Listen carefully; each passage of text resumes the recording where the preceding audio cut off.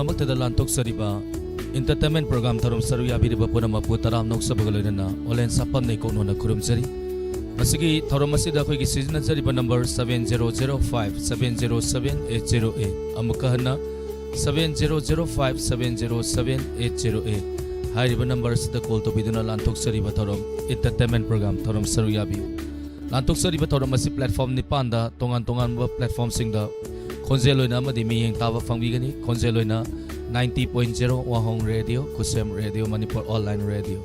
Amadi visual da ISCOM Home Channel 129 Elite TV, SKTV, GTPL, Loina Loina na Diamond TV ki YouTube amadi Facebook da Lantok Sari Batorum Masi Saru Yaba Pangbigani. Toina call Fangbi Basing na Nomani ni Kalaga Torum Saru Yabiu, call Fangdri Basinda, Kudong Zaba Piminasi. Ahogi season Nazari number call Hangduna Tamzere, call Tobidana Torum Saru Yabiu, Miku Amator Supota Minasi, Awawa Wakal Nakala Tamsi. Momon minokaloina na lantok sari batoram masida saru yaminasi.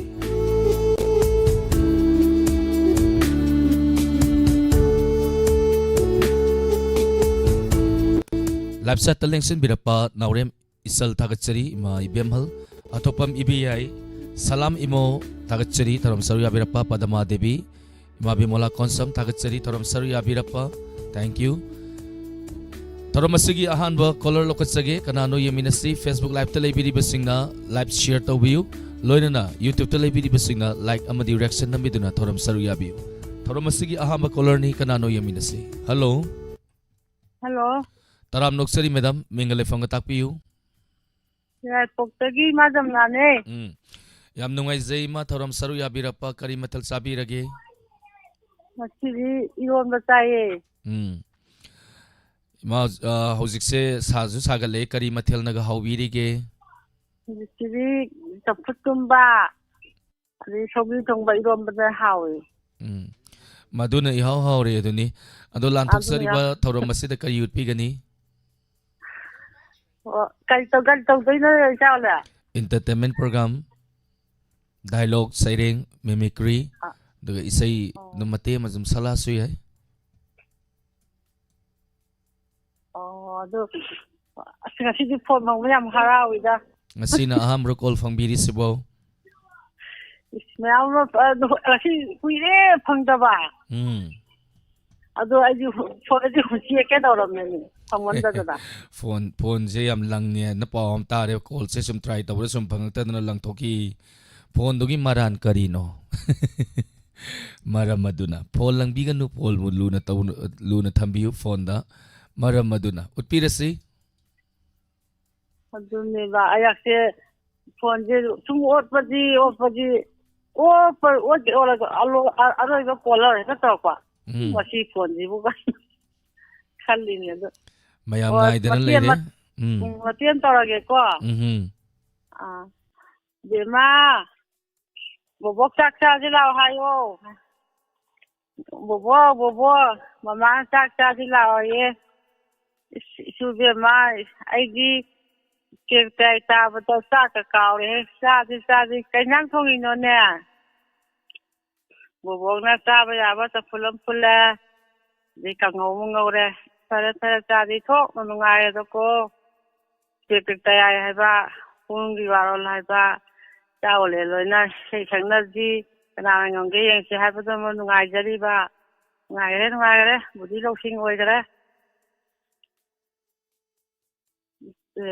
chaule kasai loi birabo loi rage ta yam pasagre kola je ma'am तो जन तो रे hai bu ni na te ba sai to te kha puri washing goi ngai je hai ba mai je wakhan je yam nungai je awa wakal nakal da thamsi lantok sariba tawram asida saru ya biraga hai batare aduga ngasi call to biraktana dialogue phajaba ma hai tare wakal lon dagi sagalakpa wahi kaya ma phongtok piramdana tawram asibu mapung phan biramba thagachari mai thora thamaga tawram asigi makha sata jarapa ani suba colony lokachage toina call fangdaba sing call try to biu call tawram saru yabiu loinana toina call fangbiba singna nomani ni kalaga tawram saru yabiu fangdriba singda kodong chaba piminasi ani suba colony asigi tawram asigi Rosmani Yendra Mam Sahin Bi Yumnam Padama Devi NG Memsa Thagachari Ma Bimola Konsam Sahin Bi Yumnam Itay Mamanda Elambam Thagachari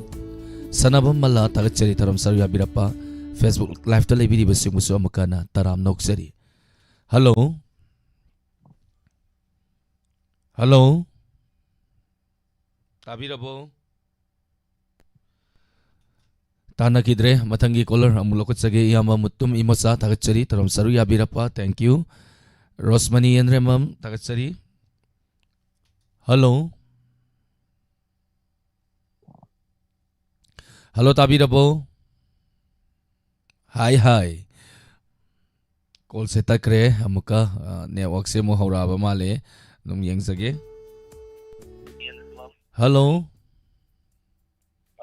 Hello. Nakandagi radio do ngatang laithabiu. Hello Tabirabo. Hello tare. Nakandagi radio do ngatang laithabiu. Tare. Ha. Mingalai fanga takpiu madam. Say na si habdugiro. Entertainment program ni madam isay dum sala suyay adubu madam mingalai fanga do hana haibiu. Keno engine sa nauren thongdei ni sa. Tagachari Taram Saruya Birapa kari matal sabirage. Ai samput sai. Hojikata madam se live sa ta urami tring launi hekta call phangai dawya bazani. Hoi. Ado madam hojik se TV de yengiro radio da tabiriro YouTube te yengbiriro. Ai YouTube te yengi. Okay. Ado madam ngasigi lantok sariba thorom asida kari upigani. Ai sai ke isai le na. Aliya ba. Kudol tambirasi. Kala ali ka. Ai le ka. Sahasi kundo sari insi aroya nachi ito janlagi sadi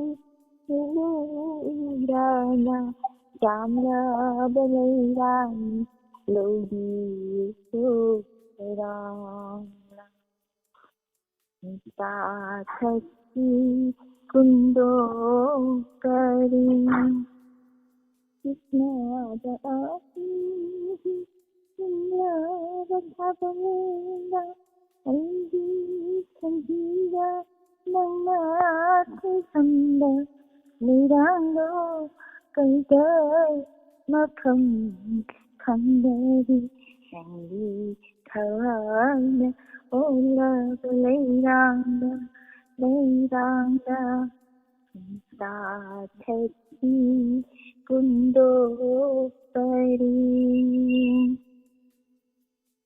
mahayaga aidi kushi thadi sayai chi lona jaba chi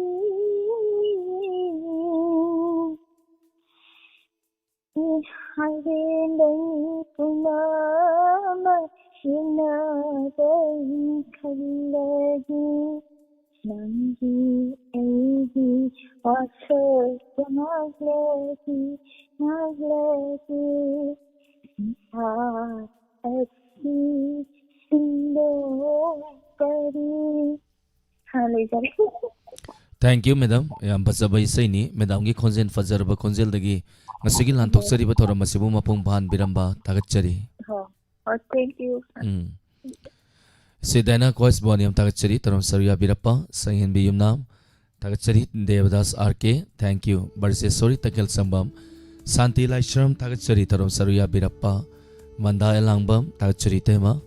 Thank you. Taram saruya birappa sanghin biyum nam tagachari Barse sorry takel sambam Kamrambam Sophia Santi Laishram Budipati Hidam Tagachari Taram Saruya Birapa Papi Lema Popwam Tagachari Taram Saruya Birapa Facebook Live Sound Yarabram Tanging View Naina Kamrambam Tagachari Samchet Sabam Aying Bi Tagachari Live share to view Facebook Live Televidi Busingna Tarum Masigi Hum Suba Color ni Lokatsage Kanano Muyaminasi. Hello.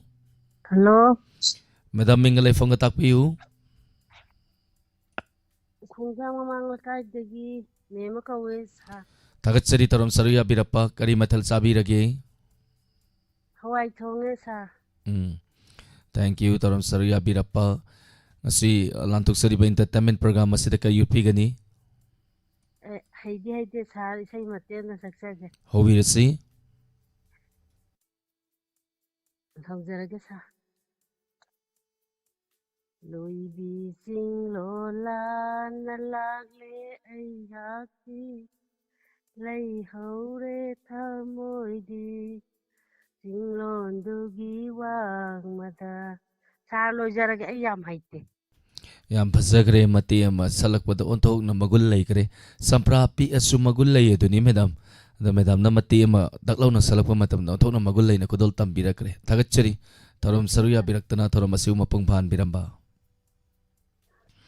ꯊꯧꯔꯝ ꯑꯁꯤꯒꯤ ꯃꯈꯥ ꯆꯠꯊꯖꯔꯛꯄ ꯃꯊꯪꯒꯤ colour ꯂꯧꯈꯠꯆꯒꯦ ꯀꯣꯂꯔꯁꯤꯡꯅ minute 3ꯗꯒꯤ ꯍꯦꯟꯅ ꯃꯇꯝ ꯂꯧꯕꯤꯗꯅꯕ ꯍꯥꯏꯖꯔꯤ thank you ꯃꯁꯤꯒꯤ ꯇꯣꯉꯥꯟ ꯇꯣꯉꯥꯟꯕ ꯄ꯭ꯂꯦꯠꯐꯣꯝꯁꯤꯡꯗ ꯊꯧꯔꯝ ꯁꯔꯨꯛ ꯌꯥꯕꯤꯔꯤꯕ ꯄꯨꯝꯅꯃꯛꯄꯨ ꯑꯃꯨꯛ ꯍꯟꯅ ꯊꯥꯒꯠꯆꯔꯤ ꯂꯦꯞꯆꯠꯇ ꯂꯩꯕꯤꯔꯤꯕꯁꯤꯡ ꯍꯟꯅ ꯊꯥꯒꯠꯆꯔꯤ ꯏꯃꯥ ꯕꯤꯃꯣꯂꯥ ꯀꯣꯟꯁꯝ ꯊꯥꯒꯠꯆꯔꯤ ꯊꯧꯔꯝ ꯁꯔꯨꯛ ꯌꯥꯕꯤꯔꯛꯄ ꯊꯧꯔꯝ ꯑꯁꯤꯒꯤ ꯃꯔꯤꯁꯨꯕ ꯀꯣꯂꯔꯅꯤ ꯉꯁꯤꯒꯤ ꯂꯥꯟꯊꯣꯛꯆꯔꯤꯕ entertainment programꯒꯤ ꯀꯅꯥꯅꯣ ꯌꯦꯡꯃꯤꯟꯅꯁꯤ ꯂꯥꯏꯕꯛ ꯐꯕ ꯅꯠꯇ꯭ꯔꯒꯅ ꯂꯥꯏꯕꯛ ꯐꯕꯤ ꯍꯜꯂꯣ ꯍꯜꯂꯣ ꯇꯔꯥꯝ ꯅꯣꯛꯆꯔꯤ ꯃꯤꯡꯒ ꯂꯩꯐꯝꯒ ꯇꯥꯛꯄꯤꯌꯨ ꯎꯈꯣꯡꯁꯥꯡ ꯂꯩꯀꯣꯜ ꯃꯌꯥꯗꯒꯤ Thangjam Jinita thank you madam ꯊꯧꯔꯝ ꯁꯔꯨꯛ ꯌꯥꯕꯤꯔꯛꯄ ꯀꯔꯤ ꯃꯊꯦꯜ ꯆꯥꯕꯤꯔꯒꯦ ꯉꯁꯤꯗꯤ ꯍꯋꯥꯏ ꯑꯄꯣꯛꯄꯒ ꯈꯪꯒ ꯀꯥꯡꯒꯧ ꯉꯧꯋꯦ ꯈꯪꯗꯨꯗꯤ ꯂꯩꯀꯥꯏ ꯁꯔꯥ ꯁꯜꯂꯝꯒꯅꯤ ꯈꯪꯗꯦ ꯑꯗꯨꯗꯤ ꯆꯥꯔꯤꯕ ꯉꯧꯔꯤꯕ ꯏꯃꯨꯡꯗꯨꯅꯗꯤ ꯈꯪꯗꯕ ꯑꯣꯟꯊꯣꯛꯅ ꯂꯝꯕꯤ ꯆꯠꯄꯗ ꯅꯨꯡꯉꯥꯏꯈꯤꯗ꯭ꯔꯕ ꯃꯊꯦꯜꯅꯤꯗꯣ ꯑꯗꯣ ꯃꯤꯅꯤꯠ ꯍꯧꯖꯟꯒꯤꯅꯤ ꯏꯁꯩ ꯁꯛꯂꯛꯑꯒꯦ ꯍꯣꯏ ꯍꯣꯏ ꯍꯧꯕꯤꯔꯁꯤ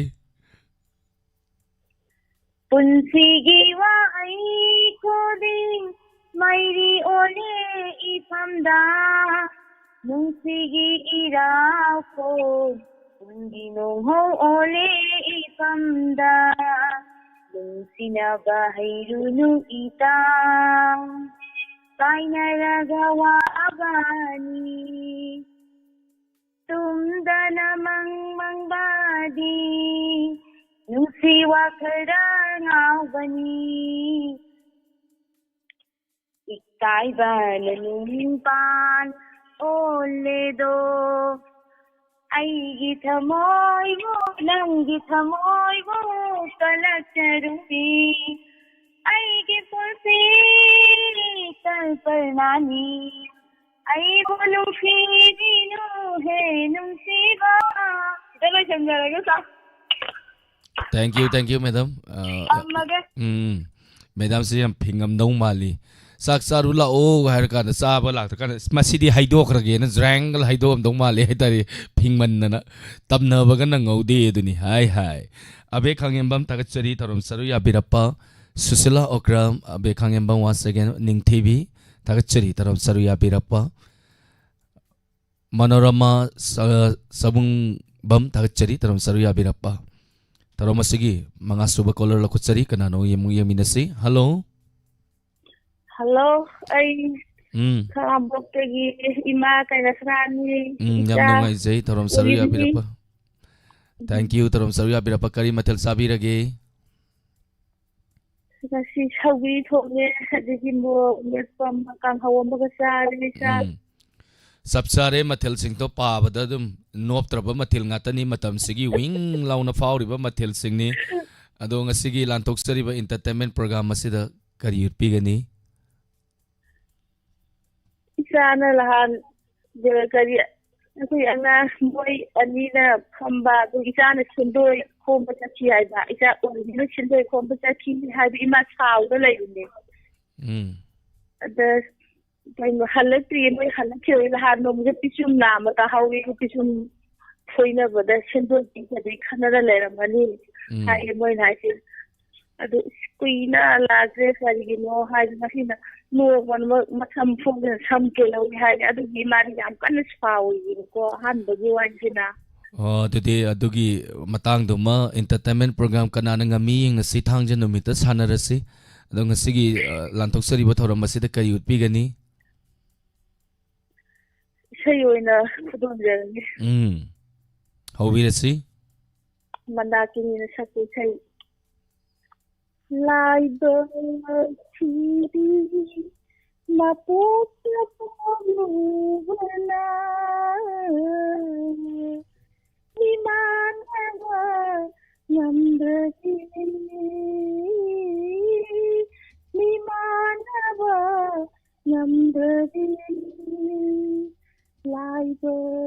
TV mapotapulubana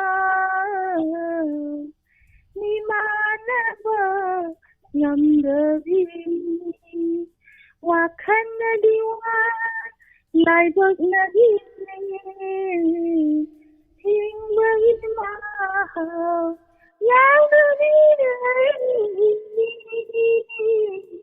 Machira inchi haibado laibati mapote podubana limanaba namdabini limanaba namdabini isho imanadi kaya kayana tumatena tatpang una kapsailon na tira cinta upakan nadi ay mapuchina Lokanida anguna sina anguna China che Laiva TV Mapota podubana Nimana Namdavini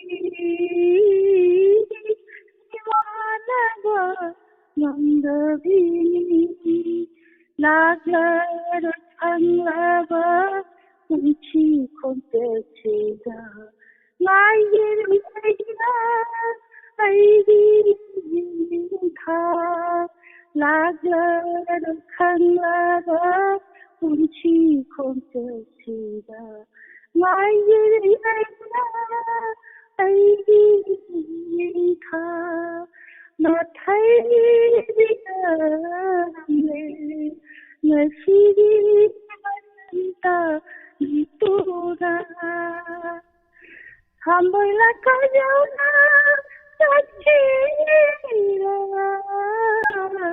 Uparati Aiki Mapuchina Thank you, Madam. Yang pasana kudol tambiram gre. Yang pasaba konjel degi. Yang pasaba isay mga sige lantok sariba entertainment program masida saru yabiramba tagachari. Tharobasigi maka chatajarapa tare suba color lakutsage.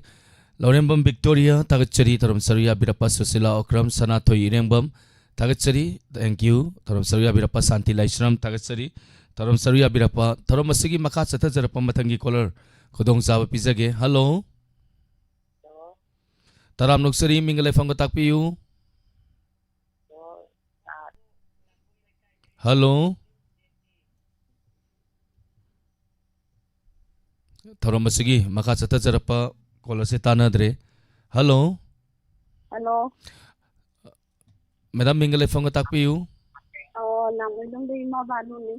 Tagachari taram saru yabirapa kari matal sabirage. As ngasi di phone di thangman da na ngawal thong ni ro. Ima Pajaine Hello. Call se phangmandana koigi nga oina thonge ba nga thongno misida call phangiro Aw. kai nom ni ko adede madam na isai sam dai dalo ulam dai gumbada tang keno taw bitari kai ai dino nga thong bitari ni ko call phangam dai khudinge ado lanthok sari ba thoro masida kari utpi gani Say na tawra ka. How be the say?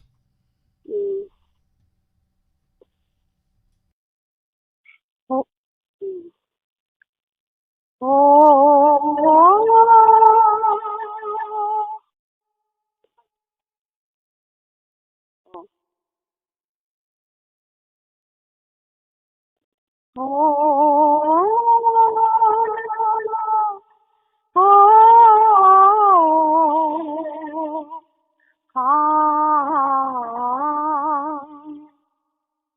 Ngày chi cười trời đó lạc nơi đôi chờ bờ mà cùng ꯌꯦꯡꯈꯤꯁꯤꯗꯅꯤ ꯑꯩꯕꯨ ꯊꯥꯖ ꯅꯣꯡꯏꯟ ꯎꯃꯗꯤ ꯀꯞꯈꯤꯒꯗꯔꯥ ꯅꯤꯡꯁꯤꯡꯗꯨꯅ ꯋꯥꯔꯤ ꯌꯥꯏꯅꯁꯤꯔꯅꯤ ꯑꯩꯕꯨ ꯀꯥꯏꯅ ꯃꯩꯆꯥ ꯄꯨꯗꯨꯅ ꯉꯥꯏꯈꯤꯒꯗꯔꯥ ꯂꯥꯛꯂꯔꯣꯏꯗꯕ ꯃꯥꯕꯨ ꯃꯤꯔꯥꯕꯤ ꯊꯥꯎꯕꯜ धरती पूर्णिमा बसंता हेमंता नील हरितू मेरा गीतावल धरती पूर्णिमा बसंता हेमंता नील हरितू ओइररे अयोला ओला मैसा पतंगाई हौरे सजी थावा पतंगाई हौरे सजी थावा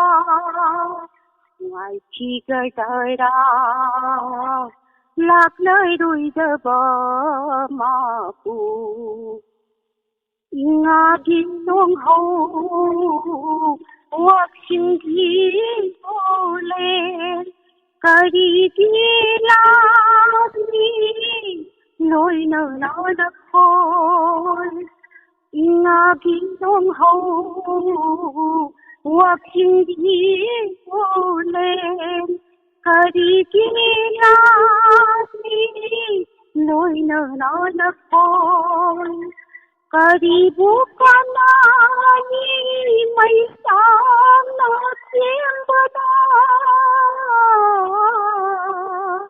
पुगिरा उसानदा मात बुनाता पुगिरा उसानदा मात बुनाता ꯉꯥꯏꯈꯤꯒꯗꯔꯥ ꯂꯥꯛꯂꯔꯣꯏꯗꯕ ꯃꯥꯕꯨ ꯌꯦꯡꯈꯤꯁꯤꯔꯅꯤ ꯑꯩꯕꯨ ꯊꯥꯖ ꯅꯣꯡꯏꯜ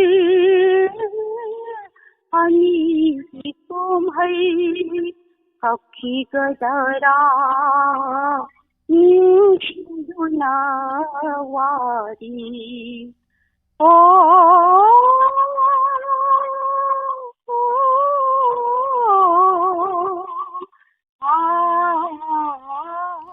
Thank you, Madam. Yang pazana kudol tambirakre. Ngasigi caller Nipan Suba, Madam Banu. Yang pazaba isay makudol tambire. Live chat talibiri ba mayam punam manasu Madam gi isay kita magta kobak hau na kudana tagapire. Tagat sari Madam, taram saruya biraktana taram masibu mapung paan biramba. Live chat talibi sing mingkar patok sage. Sorry, konjembam tagat sari journey. Fatway tagat sari taram saruya birappa. Sanathoi irengbam Devadas RK Pabung Jayant Kumar itema mandaya langbam. Tagatsari ngambito nong tombam tagatsari beya magurumayam ima tagatsari Lorembam Victoria tagatsari taram saruya birappa. Thank you. Kamramam Sophia tagzamanjana. Thank you taram saruya birappa. Bina Thaudam tagatsari Facebook live ta lebiriba Senjam Kogen tagatsari kumam chanu tharik leima tagatsari taram saruya birappa. Thank you. Ngasay Oza Suran amukta haibiuba mukahana tabagi natapire akhoi thajakiba advertisement haibatare marakta el lauba kudima YouTube ta Diamond TV channel da sangbi loina ojana yengbiningi ba school gi oiro school gi maming adu thabiu example Ruda natragana Bisal Academy natragana tonga ba school sing kaina hal tawriba school sing sidagi any ojana tabining ba du YouTube ta sangbi raga Diamond TV channel hairga ojana tabiningi ba एडवर्टाइजतो Adam text ओइन इबियो अदम search तोबियो सोइदना थोलकनी ओजा Facebook तो तीरगा सोदम थोलकनी ओजा या नुंगाइ जै तरम सरिया Birappa thank you तरम मसिगी मापन सुब collar निंग सिगी लांतुक सरिबा तरम मसिगी लखुत सगे hello hello Hello, tabirabo. Madam Mingle Fanga takpiu. Ma khonjen se yam tapna tare madam phone dugi manak ta khitang sangjan biu. Mingle Fanga takpiu madam. Hello.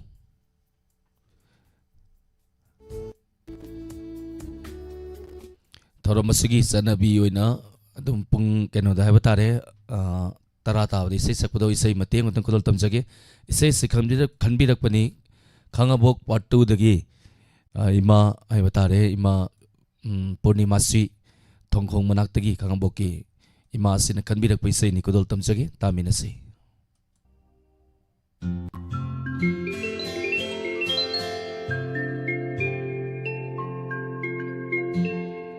Rồi dài narabi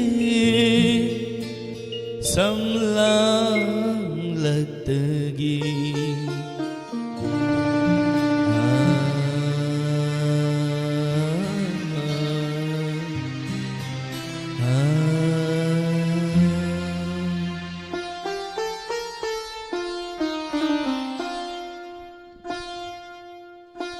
rồi dài narabi samlang latagi lona ying latpa mitinduna dari pakhono sening diva soi zai narabi samlang latagi lona ying latpa mitinduna dari pakhono sening diva gula mandi sinbana karamba wahino hum liba ngao halle aibu leita phong khandana ngao halle aibu leita phong khandana ngao halle soi zai narabi samlang latagi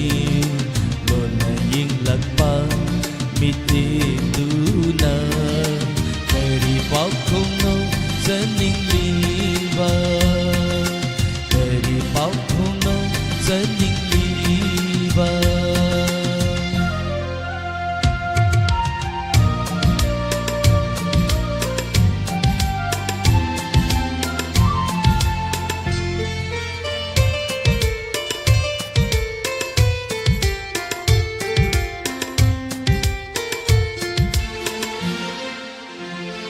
मेरा थान तंग भी थाजा मेरा थाजा मेरा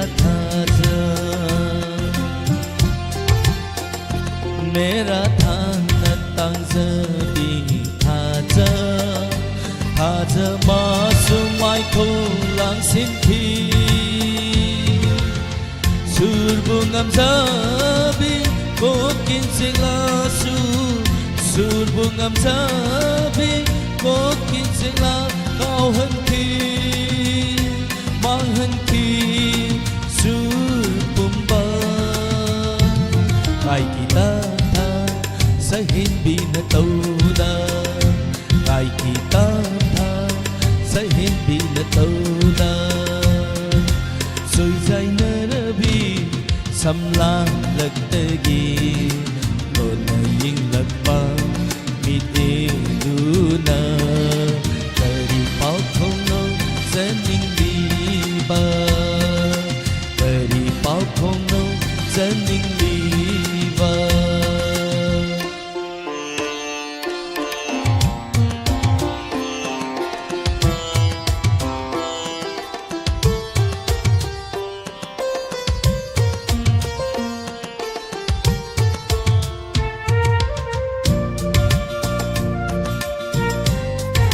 baru nikah yang noro mayam baru nikah mayone kuta da thangpiu thamamba ahinda baru ni singdona mainam gilikla pare leng bagum thamamba ahinda baru ni singdona langa paring leng bagum leng lag le thamoida surgi pare leng lag le thamoida surgi pare ithak haure ithak nai re pukning wakhal sak lagi isai tata sana sak lagi isai tata sana rồi dây nơ bi sam lang lật tagi đồ này yên lật pa mít đi luna kari pa không no sân ninh đi ba kari pa không no sân ninh đi ba. Thank you. Tension jage. Website ta library basing na puning tagot pirapa thagat chari. Tharo masigi makha chatha jarappa mathangi caller da kudong saba pizari. Hello. Hello. Taram nuksari madam mingale phang takpiu. Sir, ay thanggo nam dagi mi manisha. Thagat chari taram saruya birappa kari mathal sabi rage. Sang city kangawa mane duga yon ba mane kai sa. Yam nungai zai taram saruya birappa ngasigi lantok sari ba entertainment program asida kay utpi gani. Ha dalok ina tawjara ke sa. Hobi rasi. Jara ke sa. Ma di dia ma. Kari kino ni nang na nuti lai na bani pa da. Nang yim pa lo bi pa po. Kari kino hai bani. Ima. Ini tawjang na tawki ba nati ima. Ma khoi ai khoi ni cham na tat ka de ima. Ma khoi na khoi ni bula na lo bi na. Kana kalak ibani ni ima. Adu bunang ba man ko da karam sa ki hai bano. Ima. Yari lang yuragi. Yari halagi. Ima. Ay jalo ki ima. Thare thare. Saluro. Ito panida ko jamuna. Nang inaray bagsi. Kari ngomi. Tawi ba si po? Yang muni. Nuti lai rapan ni pakida. Kari ginomi masinala iba si po. Hey. Nang ginapuro iba na tawi ba siya? Nang adum yata na lai lagi hari bro. Ima. Ay iray bang nasamto ito na tambani. Ima.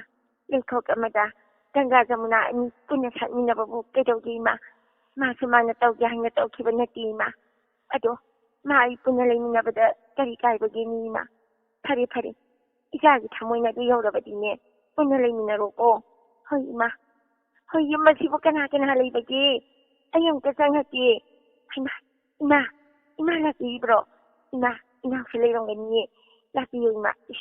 Hindi lagi lapati. Waram na gani ima. Ima. Ay salon sa laki ko. Now. Ima lagi. Now. Tuglaw. Ma laki mo ya. Yang biro ima. Ma hindi ma. Nasisipo. Kamay na daw bagi. Ima. Kapama. Ay bunye. Lang na diya tawang inihay na niya. Itino niya. Masibawi manang dating na daw giro ima. Ay ginipana sa niya. Tama na ba miyang ima. Ako yung magtapangin na luwa na daw. Ima. Kasi ite. Kanang siyam ni. Pari. Ima. Kasi the lady. Sabihin na. Ima. Handakin niya. Takaw ba niya. Na sinanawla ka daw ni ko. Yung ima ko bibirida. Ado. Kasi nimite. Kalao ko ima. Ima ko ibarato rin do. Ay siyam ni. Ado. Inawalaki ko ima. Hoy ni. Lao. Nung sinakita ko. Na ko yung nang sinaba mataw si Ubada. Ima di pili. Ima. Itigi anabag si po. Kari niya ay naharabag eh. Hay biyo ima. Itigi anabag eh. Kari niya ay naharabag eh. Ima di biyo ima. Natigi anabag eh. Datyan sa niya niya. Nati. Itigi mo po doon nagkibayaro. Ay kiti di. Imatag pini.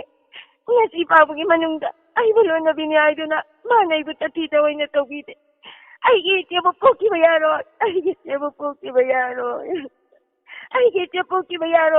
Ay batini. Ay kiti po kibayaro. Ima. Ay di ko dito. Amag talak ko piro ka. Matuda idi.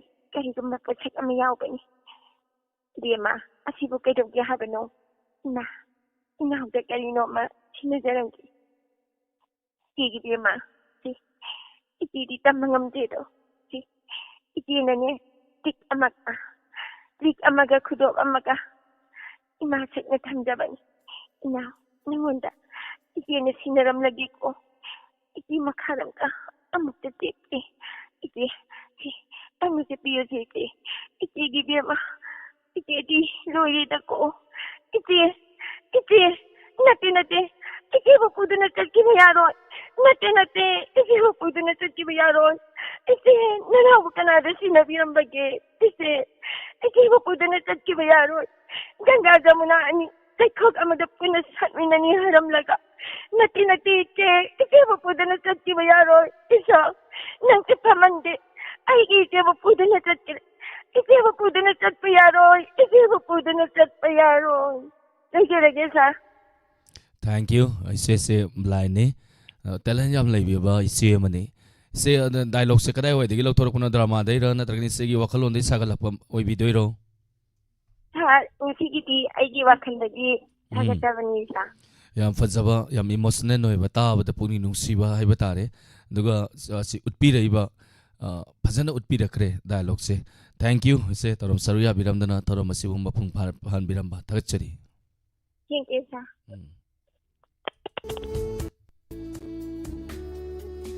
matangi color la kuchadringai da live chat ta leibiri basing ming khar pathok sage abe khangimbam elangbam robita manorama singsubam thagchari Christina thaunauzam isim mutum langlembi thagchari torom saruya birappa kumari thangsabam thagchari imai bemhal ranabir wangkem ima bimala konsam me makhundrakpam sanatombi naurem thagchari robita langpok thagchari torom saruya birappa subutani yimnam Mobile Legend Bang Heroes Entertainment thagchari torom saruya birappa Romita Sanasam Thangjam Manjana once again birthday story takel sambam thagchari torom saruya birappa Facebook live ta leibiri basirom Robin Rohit Ningthawam thagchari Sanjam Khongen thagchari kumam chanu tharik leima Sanjrembam Tombisana thagchari torom saruya birappa Indu oinam Loidang Kuman thagchari torom saruya birappa aise isauje yam langoi na khalamani aise olini se olaroi ge na khalamani do ongtang on da yaru dore isau ta langjage isau se matem tang langge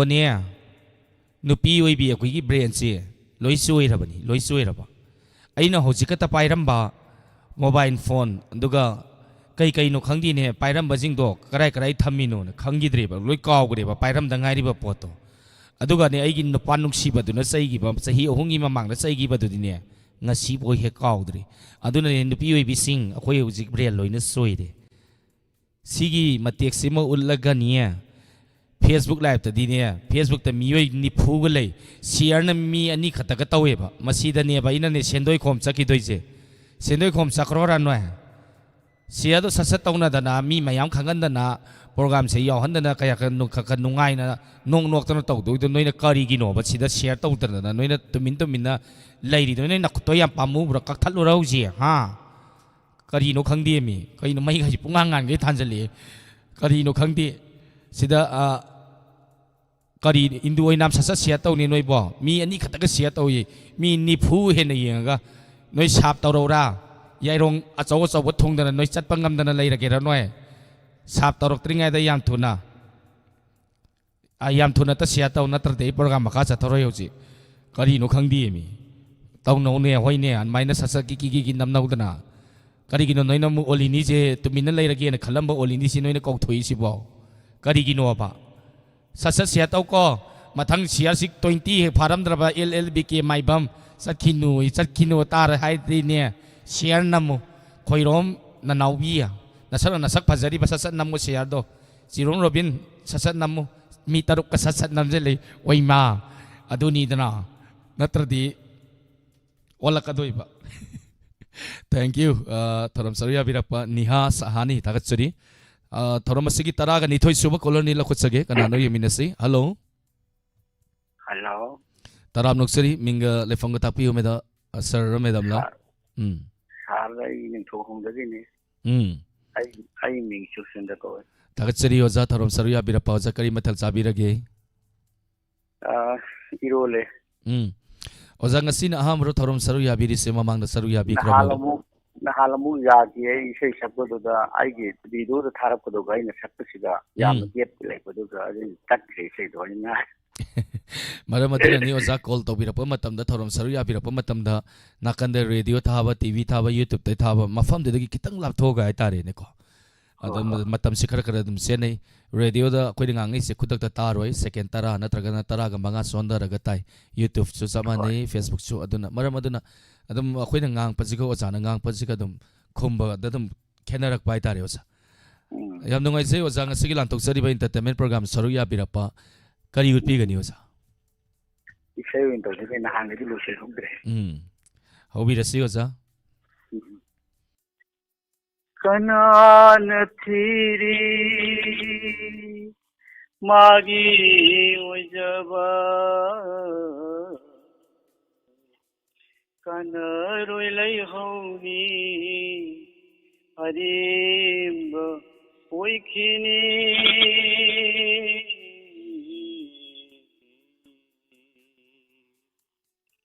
chaliba lambidi kumfamdi horini shonsine pungning hanaba poloida chaliba lambidi kumfamdi horini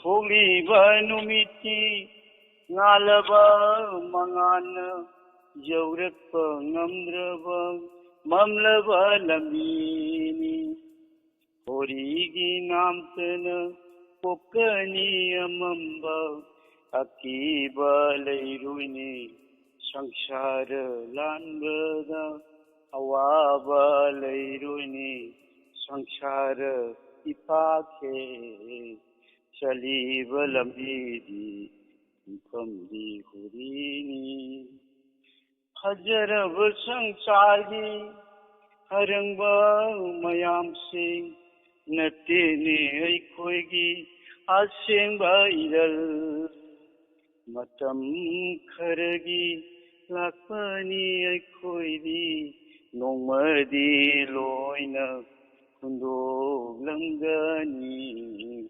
chaliba lambidi thumfamdi horini hajarab sangsari pura dalan se natene aikhoigi asengba iral matam kharagi lakpani aikhoidi nongmadi loina kundo langani chaliba lambidi thumfamdi horini sanana kanaroi aroiba matamda lupana kanaroi sangsar lanbada imai pa isaisu sagaina tei marup mapangna lanbiba ngamloni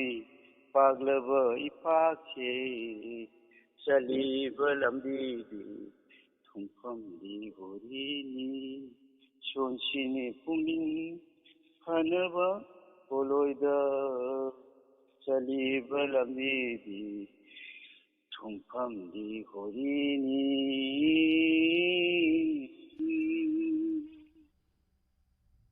halo jera Thank you oza ozagi nungsiraba khonjel dagi thenglakloba matam masida mayam punamakki nakongda tahanbidana ngahak to support tahanbidana ngahak to su awaba punamak kahunbidana kudol tambiramba isai mayam punamakna su koba hona thagat khobirei thagat chari oza tauram saruya biraktana tauram masibu mapung pan biramba thagat chari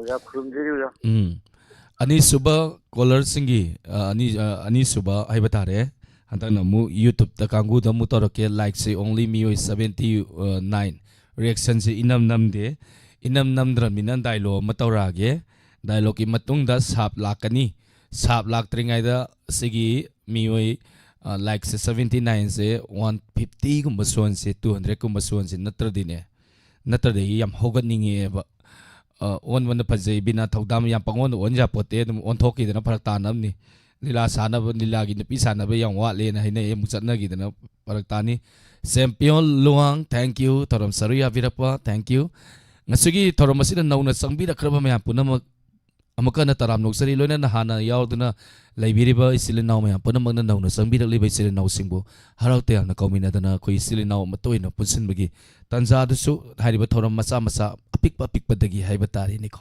ꯁꯨꯝ ꯄꯨꯟꯕꯁꯦ ꯑꯗꯨꯝ ꯇꯝꯕ ꯃꯊꯧ ꯇꯥꯏ ꯑꯩꯈꯣꯏ ꯄꯨꯜꯂꯁꯤ ꯑꯃꯨꯛꯇꯪ ꯃꯔꯝ ꯑꯗꯨꯅ ꯐꯦꯁꯕꯨꯛꯇ ꯂꯩꯕꯤꯔꯤ ꯀꯣꯂꯔ ꯉꯥꯛꯇꯪ ꯄꯥꯏꯕꯤꯌꯨ ꯑꯩ ꯃꯤꯅꯠ ꯌꯦꯡꯖꯔꯤ ꯐꯦꯁꯕꯨꯛꯇ ꯂꯩꯕꯁꯤ ꯂꯥꯏꯛꯁꯦ ꯌꯥꯝ ꯋꯥꯠꯂꯦ ꯑꯗꯨꯅ ꯑꯩ ꯏꯁꯧ ꯑꯝꯇ ꯂꯥꯡꯖꯒꯦ ꯁꯨꯃꯥꯏꯅ ꯇꯧꯕꯖꯥꯠꯅꯤ ꯋꯥꯔꯤꯁꯤ ꯂꯤꯅ ꯂꯤꯅ ꯑꯗꯨꯝ ꯋꯥꯔꯤꯅꯤ ꯋꯥꯔꯤ ꯃꯇꯦꯛ ꯑꯃꯇꯪ ꯂꯤꯖꯒꯦ ꯌꯨꯗ ꯌꯥꯝꯅ ꯄꯥꯝꯕ ꯅꯨꯄꯥ ꯑꯃ ꯃꯥꯒꯤ ꯂꯣꯏꯅꯕꯤꯁꯤꯒ ꯂꯩ ꯃꯔꯝ ꯑꯗꯨꯅ ꯃꯥꯒꯤ ꯅꯨꯄꯥꯁꯤꯅ ꯇꯨꯝꯕ ꯍꯧꯒꯠꯂꯛꯄꯗ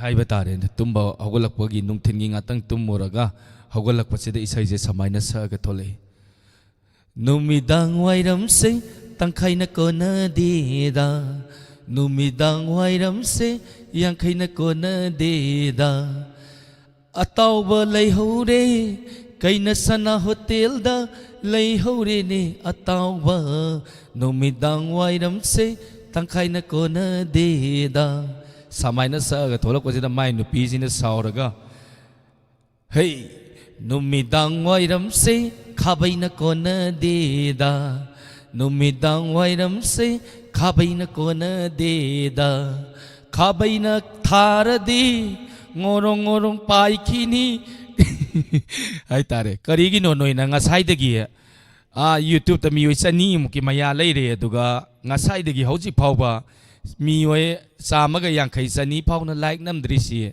ꯊꯧꯔꯝꯁꯤ ꯂꯣꯏꯁꯜꯂꯨ ꯍꯥꯏꯔꯤꯔꯣ ꯅꯠꯇ꯭ꯔꯒ ꯀꯔꯤꯅꯣ ꯑꯩꯒꯤ ꯃꯊꯪꯒꯤ ꯁꯩꯔꯦꯡ ꯑꯁꯤꯒꯤ ꯃꯃꯤꯡ ꯍꯧꯒꯠꯂꯒ ꯆꯠꯈꯤꯕ ꯍꯥꯏꯅ ꯁꯩꯔꯦꯡ ꯑꯁꯤ ꯊꯤꯔꯝꯃꯒ ꯆꯠꯈ꯭ꯔꯣ ꯍꯥꯏꯕ꯭ꯔꯥꯕ ꯌꯥꯝ ꯊꯨꯅ ꯂꯥꯏꯛ ꯑꯃꯨꯛꯇꯪ ꯅꯝꯖꯜꯂꯨ ꯅꯠꯇ꯭ꯔꯗꯤ ꯌꯥꯏꯔꯣꯡ ꯑꯐꯩꯕ ꯑꯆꯨꯝꯕ ꯅꯠꯇꯦꯀꯣ ꯌꯥꯏꯔꯣꯡ ꯑꯐꯩꯕ ꯍꯥꯏꯁꯤ ꯃꯔꯣꯡ ꯃꯔꯣꯡ ꯂꯣꯡꯕ ꯌꯥꯏꯔꯣꯡꯗꯣ ꯊꯨꯡꯖꯅꯤ ꯂꯥꯏꯛ ꯅꯝꯗꯕꯈꯩ ꯊꯧꯔꯝ ꯑꯁꯤ ꯃꯈꯥ ꯆꯠꯊꯖꯔꯛꯄ ꯃꯊꯪꯒꯤ ꯀꯣꯂꯔ 13 ꯁꯨꯕ ꯀꯣꯂꯔ ꯂꯧꯈꯠꯆꯒꯦ ꯍꯜꯂꯣ ꯍꯜꯂꯣ ꯇꯔꯥꯝ ꯅꯣꯛꯆꯔꯤ ꯃꯦꯗꯥꯝ ꯃꯤꯡꯒ ꯂꯩꯐꯝꯒ ꯇꯥꯛꯄꯤꯌꯨ ꯁꯥꯔꯕꯨꯁꯨ ꯊꯥꯒꯠꯆꯔꯤ ꯃꯤꯡꯒ ꯂꯩꯐꯝꯒ ꯇꯥꯛꯄꯤꯁꯤ ꯊꯥꯒꯠꯄꯒꯤ ꯖꯥꯇꯤ ꯊꯦꯡꯛ ꯌꯨ ꯊꯧꯔꯝ ꯁꯔꯨꯛ ꯌꯥꯕꯤꯔꯛꯄ ꯀꯔꯤ ꯃꯊꯦꯜ ꯆꯥꯕꯤꯔꯒꯦ ꯉꯁꯤꯗꯤ ꯍꯋꯥꯏ ꯊꯣꯡꯕ ꯍꯋꯥꯏ ꯊꯣꯡꯕꯅ ꯃꯒꯨꯟ ꯏꯔꯩ ꯂꯩ ꯑꯗꯨꯅꯤ ꯑꯗꯣ ꯃꯦꯗꯥꯝ ꯃꯃꯥꯡꯗ ꯊꯧꯔꯝ ꯁꯔꯨꯛ ꯌꯥꯕꯤꯈ꯭ꯔꯦꯀꯣ ꯃꯌꯥꯝ ꯖꯥꯔꯤꯗꯤ ꯁꯥ ꯍꯣꯜꯂꯦ ꯑꯗꯣꯝ ꯑꯗꯨꯅꯤ ꯇꯔꯂꯥꯛꯇꯤ ꯈꯪꯗ꯭ꯔꯕꯣ ꯈꯪꯉꯤ ꯑꯃꯨꯛ ꯍꯪꯉꯤꯅꯤ ꯑꯗꯣ ꯂꯥꯟꯊꯣꯛꯆꯔꯤꯕ ꯊꯧꯔꯝ ꯑꯁꯤꯗ ꯏꯁꯩꯗꯣ ꯌꯥꯝ ꯐꯖꯩꯀꯣ ꯍꯧꯖꯤꯛ ꯇꯪꯈꯥꯏꯅ ꯀꯣꯟꯅꯗꯦ ꯑꯗꯣ ꯑꯧ ꯌꯥꯝ ꯃꯑꯣꯡ ꯇꯥꯕꯅꯤ ꯅꯨꯄꯤꯗꯨꯅ ꯇꯥꯏ ꯁꯥꯎꯔꯒ ꯈꯥꯕꯩꯅ ꯀꯜꯂꯗꯤ ꯍꯅꯤꯡ ꯑꯣꯔꯥꯡ ꯎꯝ ꯑꯣꯜꯂꯒ ꯉꯣꯉꯥ ꯉꯣꯉꯥ ꯀꯩꯅꯣ ꯇꯧꯔ ꯆꯠꯈꯤꯅꯤ ꯍꯥꯏꯔꯤꯅꯤꯀꯣ ꯑꯗꯣ ꯀꯩ ꯎꯠꯄꯤꯒꯅꯤ ꯏꯁꯩ ꯃꯇꯦꯛ ꯑꯃꯇ ꯁꯛꯂꯛꯀꯦ ꯍꯧꯕꯤꯔꯁꯤ ꯁꯛꯇꯕ ꯀꯨꯏꯔꯦ ꯁꯛꯀꯗꯧꯅꯤ ꯏꯁꯩ ꯑꯁꯤꯗꯤ ꯁꯛꯂꯛꯂꯒꯦ ꯏꯟꯁꯄꯦꯛꯇꯔ ꯇꯌꯥꯏꯒꯤ ꯏꯁꯩ ꯍꯩꯇꯕ ꯁꯛꯂꯛꯀꯦ ꯌꯦꯡꯅꯤꯡꯕ ꯆꯠꯂꯦ ꯑꯩꯒꯤ ꯊꯃꯣꯏꯁꯦ ꯅꯨꯡꯁꯤ ꯁꯛꯇꯝ ꯎꯔꯨꯕꯗ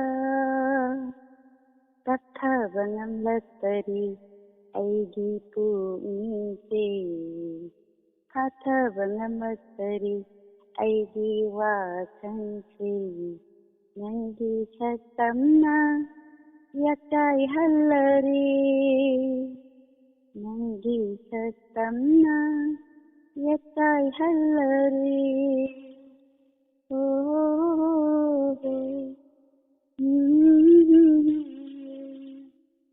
ꯌꯦꯡꯂꯛꯂꯦ ꯑꯩꯒꯤ ꯊꯃꯣꯏꯁꯦ ꯅꯨꯡꯁꯤ ꯅꯪꯕꯨ ꯎꯔꯨꯕꯗ ꯈꯪꯂꯝꯗꯕ ꯅꯨꯡꯁꯤꯕ ꯈꯪꯍꯜꯂꯤ ꯅꯪꯅ ꯎꯔꯨꯕ ꯌꯦꯡꯂꯨꯕꯗ ꯅꯨꯃꯤꯠꯇ ꯁꯛꯇꯝ ꯑꯩꯒꯤꯇ ꯑꯣꯏꯅꯤꯡꯕꯅ ꯈꯪꯃꯟꯕꯁꯨ ꯍꯩꯔꯛꯂꯤ ꯃꯤꯁꯨ ꯑꯃꯠꯇ ꯀꯥꯎꯕ ꯉꯝꯖꯗꯦ ꯅꯪꯕꯨ ꯅꯪꯕꯨ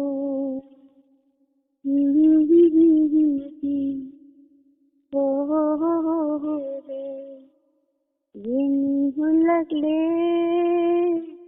ꯑꯩꯒꯤ ꯑꯩꯒꯤ ꯊꯃꯣꯏꯁꯦ ꯅꯨꯡꯁꯤ ꯅꯪꯕꯨ ꯎꯔꯨꯕꯗ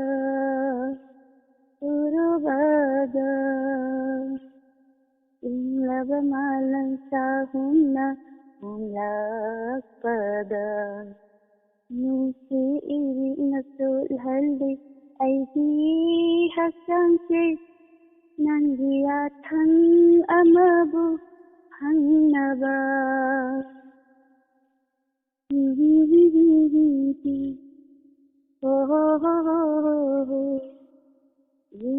ꯌꯨꯝꯂꯛꯂꯦ ꯑꯩꯒꯤ ꯊꯃꯣꯏꯁꯦ ꯅꯨꯡꯁꯤ ꯅꯪꯕꯨ ꯎꯔꯨꯕꯗ ꯇꯞꯊꯕ ꯉꯝꯂꯛꯇꯔꯤ ꯑꯩꯒꯤ ꯋꯥꯈꯜꯁꯦ ꯀꯥꯊꯕ ꯉꯝꯂꯛꯇꯔꯤ ꯑꯩꯒꯤ ꯄꯨꯛꯅꯤꯡꯁꯦ ꯅꯪꯒꯤ ꯁꯛꯇꯝꯅ ꯌꯥꯀꯥꯏꯍꯜꯂꯔꯦ ꯅꯪꯒꯤ ꯁꯛꯇꯝꯅ ꯌꯥꯀꯥꯏꯍꯜꯂꯔꯦ ꯁꯥ ꯂꯩꯖꯔꯦ.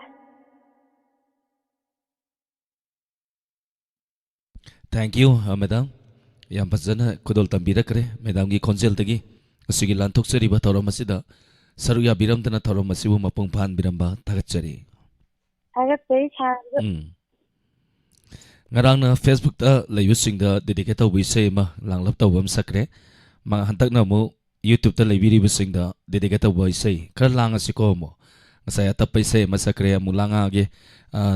Langwa amadi tapna madam satsi ay so nom da na isay saksarake loina na live chat tele video bising na like share na miu thank you yam nungai zai hai tare Facebook ta live tele video bising share 33 aduga miu yankai thoromasi da saru ya da na lai biba ngasi gi matel se madam indu keno sajare kangsoi kubi masoi hai tare isai khudol tamjarake langminasi isai si keno da YouTube ta lai video bising da dedicate tawjari taminasi khobak khurak taba matayaro YouTube ta lai bising karigumba khobak khurak traba isai se mayai da patlaw tatkani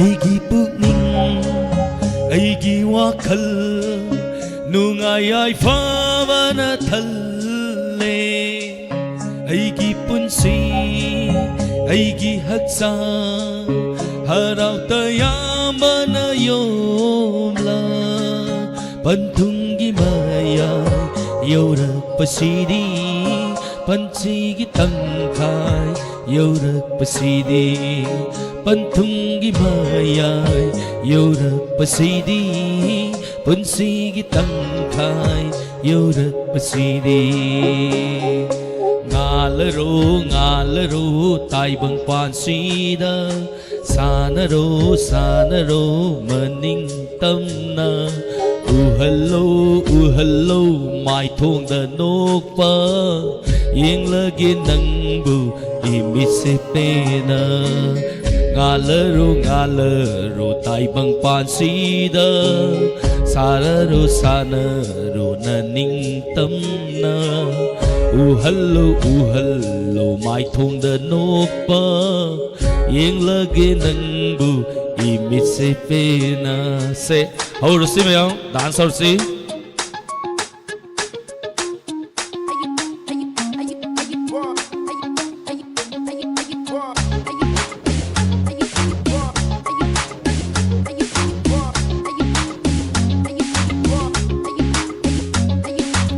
Ôi halla si nungai ba punsi Ôi halla si nungai ba lamdam Ôi halla si nungai ba punsi Yeng lu kuding da pang na magtawata pa Ôi halla si nungai ba punsi Ôi halla si nungai ba lamdam Oy halasi nungay ba punsi Salu kuding masaba takto watadaba Nang gisagtam nung si baheli Nung si bamay tong uning baheli Tay tapaghang daba Oy ramali wakal se watapadalay rang Ni sana kira may tong ni Nung saktam nung si baheli Nung si bamay tong uning baheli Tay tapaghang daba Oy ramali wakal se watapadalay rang Ni sana kira may tong ni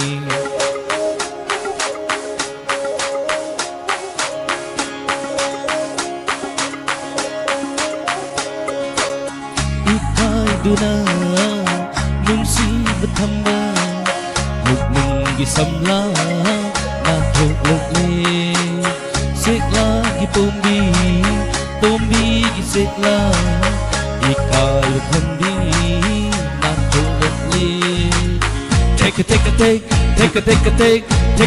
take no gadaw hay na humna manikam na pai di sikla ani do Manikam na yata basingda pathung di uda sanari Makai sukhanda palipam silaita Yengda takaya dudung sire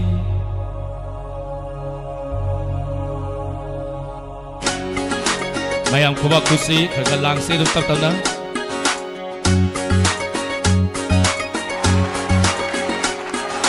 Wattapad bilay rang ni Sam na kira bimay thong ni Hay nam lay nam sila ba Mura ning ti sam lang ni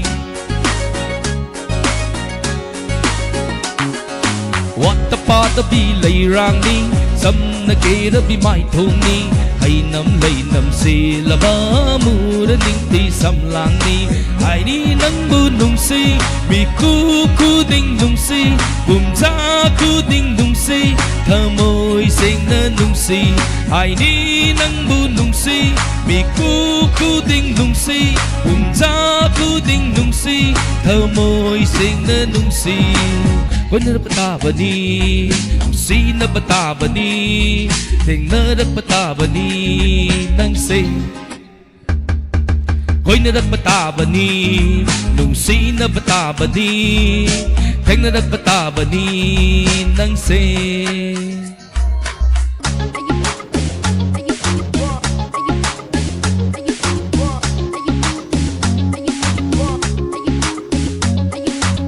Ôi hala si nungay ba punsi Ôi hala si nungay ba lamdam Ôi hala si nungay ba punsi Yang lu kuding dawang na magtewata ba Ôi hala si nungay ba punsi Ôi hala si nungay ba lamdam Ôi hala si nungay ba punsi Salu kuding masabat ang kawata ba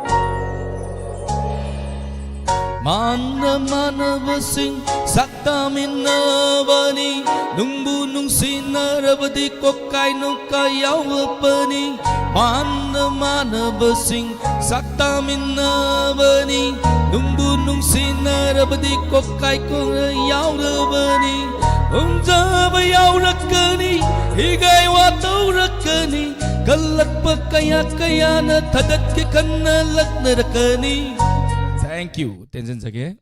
Yam sangi isai se duna isai je loi sakle di ngasigi caller lokota tare mate dum saksarake tharum masigi taraga taruk suba caller ni lokot sage kanano mu yaminasi hello taram noksari mingale fango takpiu lera chobadigi tigi singa kham tagachari tarum saruya birapa kari matel sabirage rasiti samsung kongba mu saren ngango bom ga yawde Ayam mau matel su sabire la ro bom de lei biri ro yum de lei me ko di lai bungan nang le bani na wa ngang na batan na de den amung de lei okay asuna kana wa kolo lausal padu loisal labra program si sine kale ada kari utpi gani imagi isai tem thalage hangom na bagi hobi rasi haurai waduna ta laglaba ai tinade anauba saina pithokira hawai hasa niraroi amu iu haina waduna ta laglaba ai tinade anauba saina ai tinade anauba saina matang haradi ai noksaki matang haradi ai noksaki mangi tunggi awama kauki ayung numidang supa banglal amada nungai ki ayung numidang supa banglal amada nungai ki wadunata laglaba ai tinade anauba saina ai tinade anauba saina anglenga sidi bidina tamba anglenga sidi bidina tamba ai dilai bangi awaba punti ai dilai bangi awaba punti bidang tanah marumi ai di minta sanu mahula tirang wadunata laglaba ai tinade anauba saina ai tinade anauba saina loisalage maibu.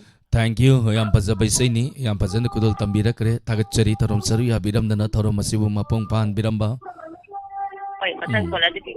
Thank you thorom saru ya birapai ma thorom masigi makha chata jarapa taraga tare suba kola lakhu chadri ngai da lapsat lebi bising mingkara pathok sage ngatang pai biu color babung zen takumar ngang biton nong thombam ranabir wangkem ozaning them kharibam rosmani yandrambam sanabam mala matum pramila langbam robita sanathoi irengbam kamrambam sophia thangjam manjana daina kois boniam tagachari sanathoi irengbam once again tagachari niha sahani tagachari bina thaudam tagachari toram saruya birappa sanathoi irengbam tagachari ming pathor pore sithana naba yorgasu ya pana mangna ngakpi gani naure misal tagachari Facebook live te laibiri ba indu oinam tagachari puina kundrakpam Thoksom Sunita tagachari toram saruya birappa Purnima jike tagachari toram saruya birappa Dorendro Yumnam Rita Moirang tagachari toram saruya birappa. Thank you. Sauba Horok Sam tagachari toram saruya birappa. Thank you. Sanjam Kogen tagachari Zaner Thangjam tagachari toram saruya birappa. Naina Kamrambam tagachari toram saruya birappa. Thank you Kim Kim tagachari toram saruya birappa miyoi 50 gi maya Facebook live ta live asibu saruya dro leibiba aduga miyoi 10 ga manga share tawbiba tagachari Facebook YouTube ta leibiri ba singbusu hanana tagachari toram masigi makha chata jarapa 10 ga taruk lak suba caller lakotsage kanano yeminasi. Hello taram nuksari mingale from tapiu. Good evening sir. Good evening oja. Ponto geri bai chamajin hangundagi morang ke tagachari oja toram saruya birappa oja kai matal chabirage sir nasidi soibum iroli sir oja mamang da toram saruya birappa ka bido khar ngaujare sir ꯑꯍꯥꯎꯕ ꯃꯊꯦꯜꯅꯤ ꯍꯥꯏꯇꯥꯔꯦ ꯑꯣꯖꯥ ꯍꯣꯏ ꯁꯥꯔ ꯑꯗꯣ ꯑꯣꯖꯥ ꯃꯃꯥꯡꯗ ꯊꯧꯔꯝ ꯁꯔꯨꯛ ꯌꯥꯕꯤꯈ꯭ꯔꯕꯣ ꯉꯁꯤꯅ ꯑꯍꯥꯟꯕꯔꯣ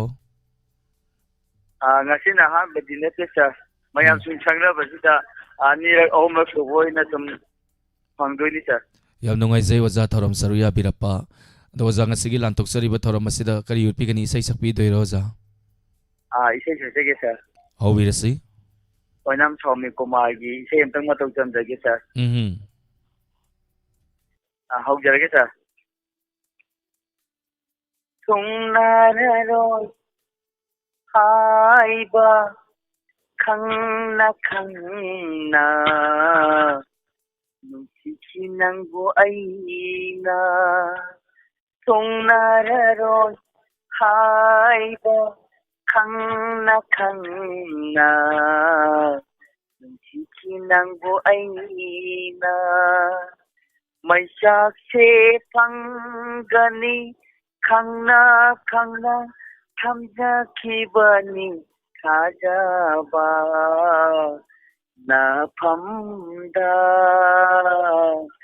ꯅꯐꯝꯗ ꯊꯨꯡꯅꯔꯔꯣꯏ ꯍꯥꯏꯕ ꯈꯪꯅ ꯈꯪꯅ ꯅꯨꯡꯁꯤꯈꯤ ꯅꯪꯕꯨ ꯑꯩꯅ ꯅꯨꯡꯁꯤꯈꯤ ꯅꯪꯕꯨ ꯑꯩꯅ ꯑꯥꯕꯜ ꯐꯔꯕ ꯑꯍꯤꯡ ꯀꯌꯥꯗ ꯅꯤꯡꯕ ꯀꯥꯏꯔꯕ आशासीना होन्मिन्नखी पुंसीकी हिनाव मपानाइद्रबा नुंसी इपाक्ता नुंसी पंथुं यौमिन्नरनी खन्ना थुंगनररोय आइबा खंगना खंगना नुंसीकी नंगबु आइना नुंसीकी नंगबु आइना इसी खुनबा अहिं खुदिंगदा निंगबा कायराबा आसासीना इसी खुनबा अहिं खुदिंगदा निंगबा कायराबा आसासीना तोंगमिन्नखी लैचिनगी दोलाई नौखै लैत्रबा अमगाबु लैकोंदा कुंदो परे पुकमिन्नरनी खन्ना कुंदो परे पुकमिन्नरनी खन्ना थुंगनररोय हाइबा खंगना खंगना नुंसीकी नंगबु आइना थुंगनररोय हाइबा खंगना खंगना नुंसीकी नंगबु आइना मैसाकसे फंगनी खंगना खंगना थमजखिबनी थाजाबा नफमदा नफमदा तुझे sir Thank you Oza yam fazaba isaini yam fazana kudol tambirakre Ozagi konjeldagi yam thengjala matamside haiba tare yam nungsibe isai ma kudol tambiramdana tharom asibu mapung phan biramba thagachari tharom asigi maka chathajarapa mathangi caller lakwachage taraga nipan suba male ko hantang na mayam sanathoi inengbam thagachari tharom saruya birappa somola samir lapam ranabir wangkem thagachari tharom asigi maka chathajarapa mathangi caller lakwachage hello Hello. Taram nuksari mingale fanga takpiyu. Good evening, sir. Mingale fanga takpiyu. December dagine, sir. December dagi ming tahibiyu madam. Chen Tombi, sir. ꯊꯥꯒꯠꯆꯔꯤ ꯇꯧꯔꯝ ꯁꯔꯨ ꯌꯥꯕꯤꯔꯛꯄ ꯀꯔꯤ ꯃꯊꯦꯜ ꯆꯥꯕꯤꯔꯒꯦ ꯉꯁꯤꯁꯦ ꯄꯣꯔꯣꯡꯒ ꯍꯪꯒꯥꯝꯒ ꯊꯣꯡꯉꯦ ꯑꯗꯨꯗꯤ ꯌꯥꯝ ꯍꯥꯎꯇꯕ ꯃꯊꯦꯜꯅꯤꯅ ꯑꯗꯨꯒ ꯁꯤꯡꯖꯨ ꯑꯃ ꯇꯧꯋꯦ ꯍꯥꯎꯋꯦ ꯌꯥꯝꯅ ꯍꯥꯎꯕꯗꯤ ꯑꯣꯀꯦ ꯃꯊꯦꯜꯁꯨ ꯑꯍꯥꯎꯕ ꯑꯃ ꯆꯥꯕꯤꯔꯦ ꯉꯁꯤꯒꯤ ꯂꯥꯟꯊꯣꯛꯆꯔꯤꯕ ꯊꯧꯔꯝ ꯑꯁꯤꯗ ꯀꯔꯤ ꯎꯠꯄꯤꯒꯅꯤ ꯏꯁꯩ ꯁꯛꯆꯔꯛꯑꯒꯦ ꯁꯥꯔ ꯍꯧꯕꯤꯔꯁꯤ ꯏꯁꯩ ꯌꯥꯝ ꯁꯥꯡꯅ ꯁꯛꯄ ꯍꯩꯇꯦꯀꯣ ꯏꯁꯩ ꯌꯥꯝ ꯁꯥꯡꯕꯗꯤ ꯍꯩꯇꯦ ꯐꯖꯇꯔ ꯌꯦꯡꯉꯣꯏꯇ ꯁ꯭ꯌꯥꯝꯁꯤ ꯌꯦꯡꯕꯗ ꯄꯨꯛꯅꯤꯡ ꯁꯨꯝꯍꯜꯂꯤ ꯌꯦꯡꯕꯗ ꯄꯨꯛꯅꯤꯡ ꯅꯨꯡꯉꯣꯜꯍꯜꯂꯤ ꯐꯖꯇꯔ ꯌꯦꯡꯉꯣꯏꯇ ꯁ꯭ꯌꯥꯝꯁꯤ ꯅꯟꯗꯒꯤ ꯃꯆꯥ जसुदा की थवाई नंद का जसुदा की थवाई राधिका माबू नंद लाला भजत रहे गीता श्याम से अमंग मनोमु नमजीनी कुचू फजर बलाई बत चंदन लई सिंह गोपी पुंगिंग होव श्याम भजत रही सायारे यम हइते ꯑꯩꯗꯤ ꯍꯧꯒꯠꯂꯕ ꯖꯒꯣꯏ ꯁꯥꯅꯤꯡꯉꯦ ꯃꯦꯗꯥꯝ ꯏꯁꯩꯗꯨꯗꯤ ꯑꯩꯈꯣꯏꯒꯤ ꯂꯨꯍꯣꯡꯕꯒꯤ ꯏꯁꯩ ꯁꯛꯄꯗꯣ ꯌꯥꯝ ꯌꯥꯎꯅꯤꯡꯉꯤ ꯑꯩꯗꯤ ꯃꯥꯇꯣꯝ ꯃꯌꯥꯗꯨꯗ ꯄꯤꯗꯤꯡ ꯄꯤꯗꯤꯡꯒ ꯆꯣꯡꯅꯤꯡꯉꯛꯄ ꯍꯥꯏꯇꯥꯔꯦꯅꯦ ꯖꯒꯣꯏꯒꯁꯦ ꯀ꯭ꯔꯤꯁꯅꯒꯤ ꯃꯥꯏꯀꯩ ꯔꯥꯙꯥꯒꯤ ꯃꯥꯏꯀꯩ ꯃꯥꯏꯀꯩ ꯃꯥꯏꯀꯩ ꯈꯪꯗꯔꯦ ꯃꯈꯥꯗꯤ ꯁꯨꯃꯥꯏꯅ ꯁꯛꯂꯛꯄ ꯍꯥꯏꯇꯥꯔꯦ ꯊꯦꯡꯛ ꯌꯨ ꯃꯦꯗꯥꯝ ꯇꯧꯔꯝ ꯁꯔꯨ ꯌꯥꯕꯤꯔꯛꯄ ꯌꯥꯝ ꯐꯖꯕ ꯏꯁꯩ ꯑꯃ ꯃꯦꯗꯥꯝꯅ ꯁꯥꯁꯦ ꯏꯁꯩ ꯌꯥꯝ ꯍꯩꯔꯝꯒꯗꯧ ꯃꯥꯜꯂꯦ ꯀꯔꯤ ꯍꯩꯔꯝꯗꯧ ꯃꯥꯜꯂꯦꯕ ꯃꯦꯗꯥꯝ ꯏꯁꯩꯁꯦ ꯁꯥꯁꯦ ꯌꯥꯝ ꯍꯩꯔꯝꯗꯧ ꯃꯥꯜꯂꯦ ꯑꯩ ꯏꯁꯩ ꯍꯩꯖꯗꯦ ꯊꯦꯡꯛ ꯌꯨ ꯃꯦꯗꯥꯝ ꯇꯧꯔꯝ ꯁꯔꯨ ꯌꯥꯕꯤꯔꯛꯄ ꯁꯥꯒꯤ ꯃꯁꯛꯁꯨ ꯑꯣꯝ ꯐꯖꯩ ꯑꯗꯨꯒꯩꯗꯧ ꯏꯁꯩ ꯍꯩꯇꯅꯤ ꯏꯁꯩꯗꯨ ꯁꯥ ꯃꯌꯥꯝ ꯁꯛꯏꯗꯨꯗꯤ ꯍꯥꯏ ꯊꯦꯡꯛ ꯌꯨ ꯊꯥꯒꯠꯄꯤꯔꯛꯄ ꯊꯥꯒꯠꯆꯔꯤ ꯂꯋꯥꯏ ꯇꯥꯡꯗꯅ ꯂꯩꯔꯤꯕ ꯑꯩꯕꯨ ꯃꯁꯛ ꯐꯖꯩꯅ ꯍꯥꯏꯔꯛꯑꯗꯤ ꯈꯪꯗ꯭ꯔꯦꯗ ꯃꯔꯝ ꯑꯗꯨꯅ ꯊꯦꯡꯛ ꯌꯨ ꯃꯦꯗꯥꯝ ꯊꯥꯒꯠꯄꯤꯔꯝꯕ ꯊꯥꯒꯠꯆꯔꯤ ꯉꯁꯤꯒꯤ ꯂꯥꯟꯊꯣꯛꯆꯔꯤꯕ इंटरटेनमेंट प्रोग्राम ꯑꯁꯤꯒꯤ ꯑꯔꯣꯏꯕ ꯀꯣꯂꯔ ꯂꯧꯈꯠꯆꯒꯦ ꯏꯃꯥ ꯕꯤꯃꯂꯥ ꯀꯣꯟꯁꯝ ꯊꯥꯒꯠꯆꯔꯤ ꯅꯤꯡꯊꯦꯝ ꯀꯔꯤꯕꯝ ꯊꯥꯒꯠꯆꯔꯤ ꯏꯔꯣꯝ ꯀꯥꯅꯟꯕꯂꯥ ꯊꯥꯒꯠꯆꯔꯤ ꯇꯧꯔꯝ ꯁꯔꯨ ꯌꯥꯕꯤꯔꯞꯄ ꯃꯇꯨꯝ ꯄ꯭ꯔꯃꯤꯂꯥ ꯔꯣꯁꯃꯅꯤ ꯌꯦꯟꯗ꯭ꯔꯦꯝꯕꯝ ꯊꯥꯒꯠꯆꯔꯤ ꯄꯥꯕꯨꯡ ꯖꯌꯟꯇ ꯀꯨꯃꯥꯔ ꯊꯥꯒꯠꯆꯔꯤ ꯇꯧꯔꯝ ꯁꯔꯨ ꯌꯥꯕꯤꯔꯞꯄ LL BK माइबम इतैमा थागतचरी तरम सरू याबिरप्पा इंदु ओइनाम थैंक यू म्यू 46 फेसबुक लाइव ता लेबिबा थागतचरी हाय आई असेंग बैने लोंग बिसै सियाम सकनिंगे ऐसे ngahawai bor khoiram sapagi durga puja gi manung da isai tambado hojikpudi leikadre koi pabung tomba aduga idau haitare idau ani leikidre makoi gi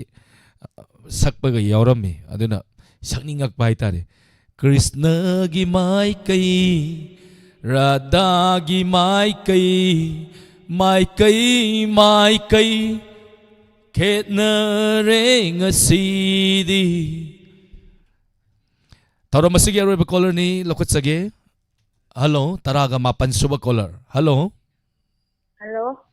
taram loksari mingalai fanga takpiu Komsang dagine